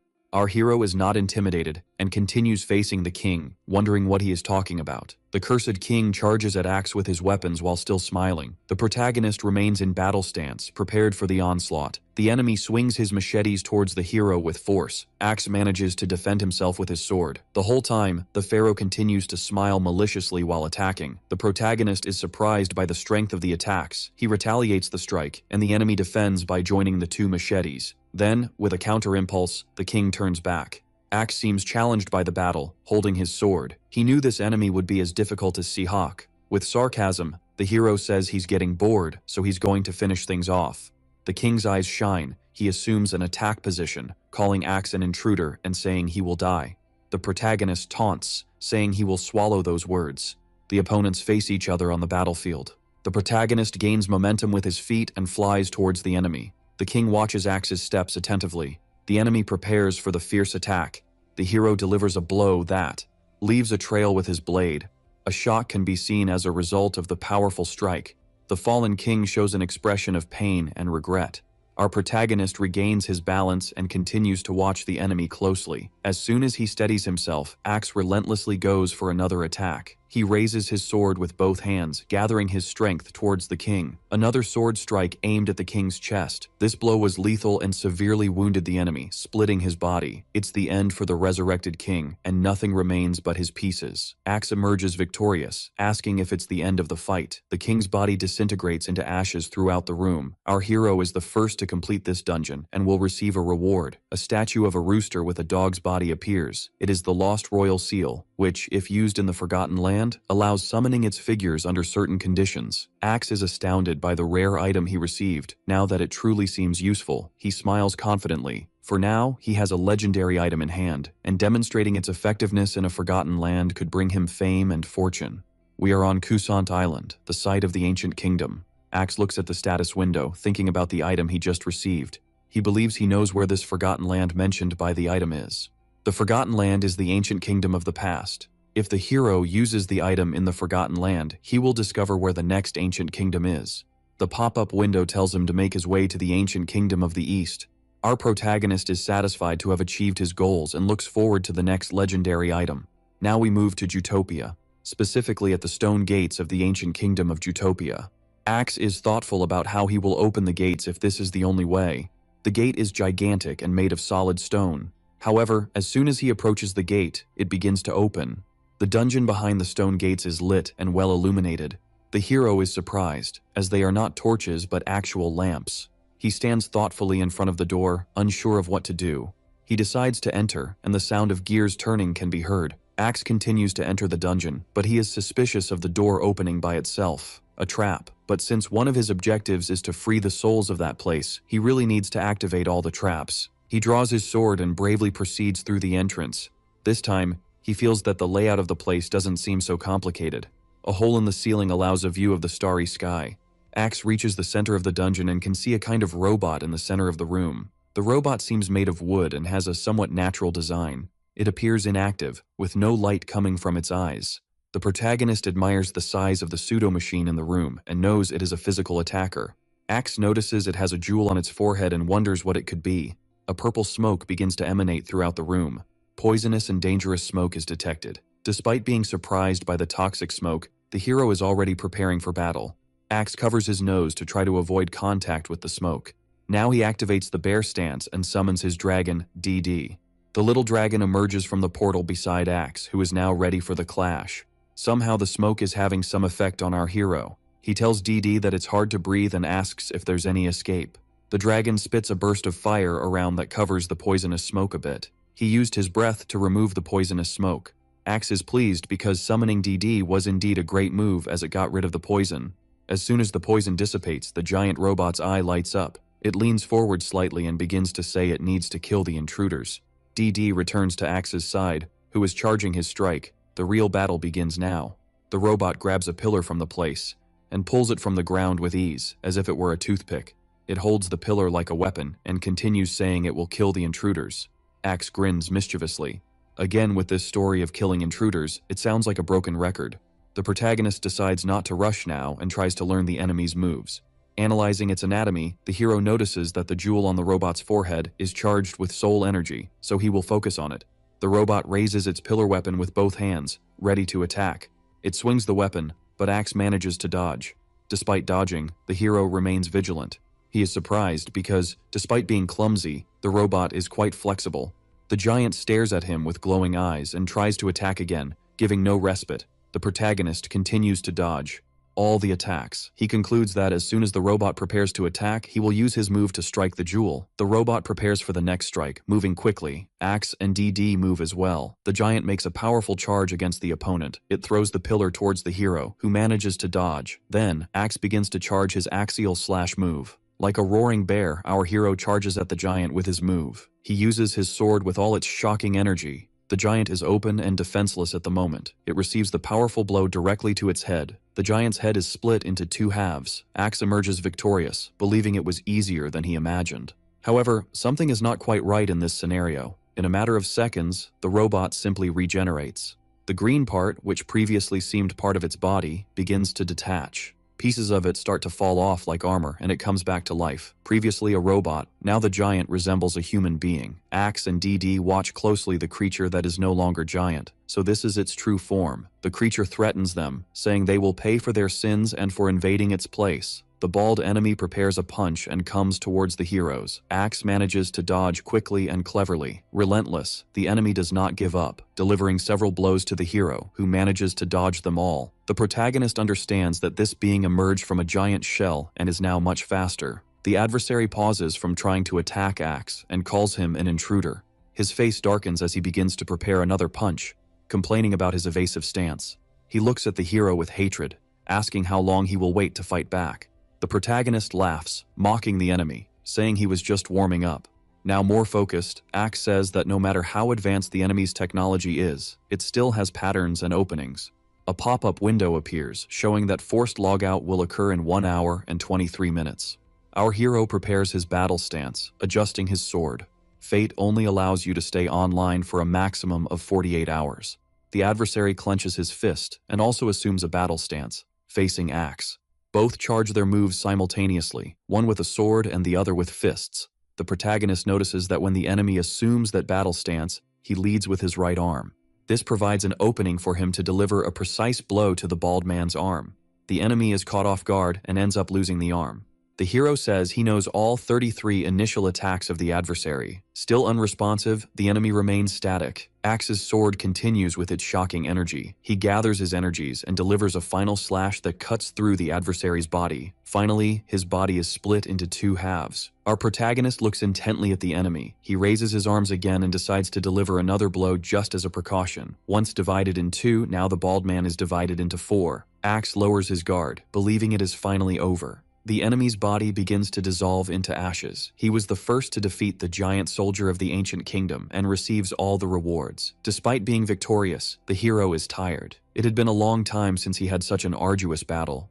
Content, he reflects that the best thing he gained from this battle was combining his axial slash with basic attacks. Now smiling, he wonders what his next step will be. He looks at DD and asks if the little dragon would like to go on a treasure hunt around there. They open some chests. Axe is disappointed because he only finds empty chests. Perplexed, he realizes there is absolutely nothing there. The poor hero cannot believe what he is seeing. He defeated the boss and still finds nothing. Something catches the attention of little DD. Axe sits on the ground, upset, as he fought the villain for almost 48 hours, and realizes that his only reward there was winning the battle. The little dragon notices the hero's disappointment. He uses his little paw to poke his friend. By getting Axe's attention, he points in a direction.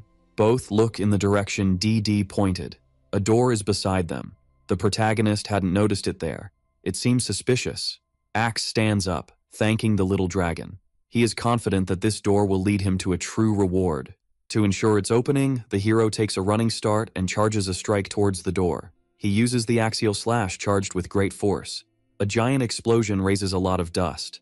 The protagonist is eager to know what's behind the door, maybe gold or kingdom documents. After all the dust caused by the explosion settles, the door can still be seen intact. Axe is incredulous that there isn't even a scratch on the structure. He doesn't give up and charges another attack.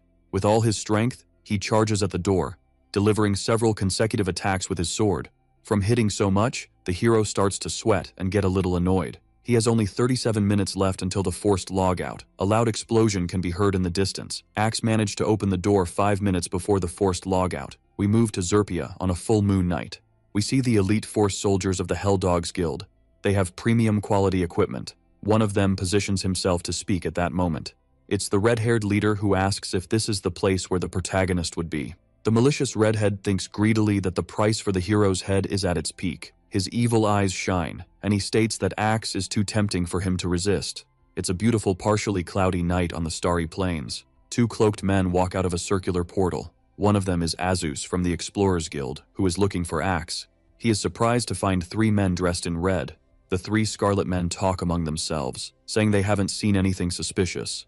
Azus recognizes them as members of the Hell Dogs Guild, imagining that Axe called them. One of the Hell Dogs Guild members notices the movement of the other men through the portal. This member is named Holt, also known as the Red Baron, and he believes Azus's group is Axe's partner. Apparently, there is a big misunderstanding between these 2 great guilds. The members of the Explorers ask if the filthy mutts chased Axe there.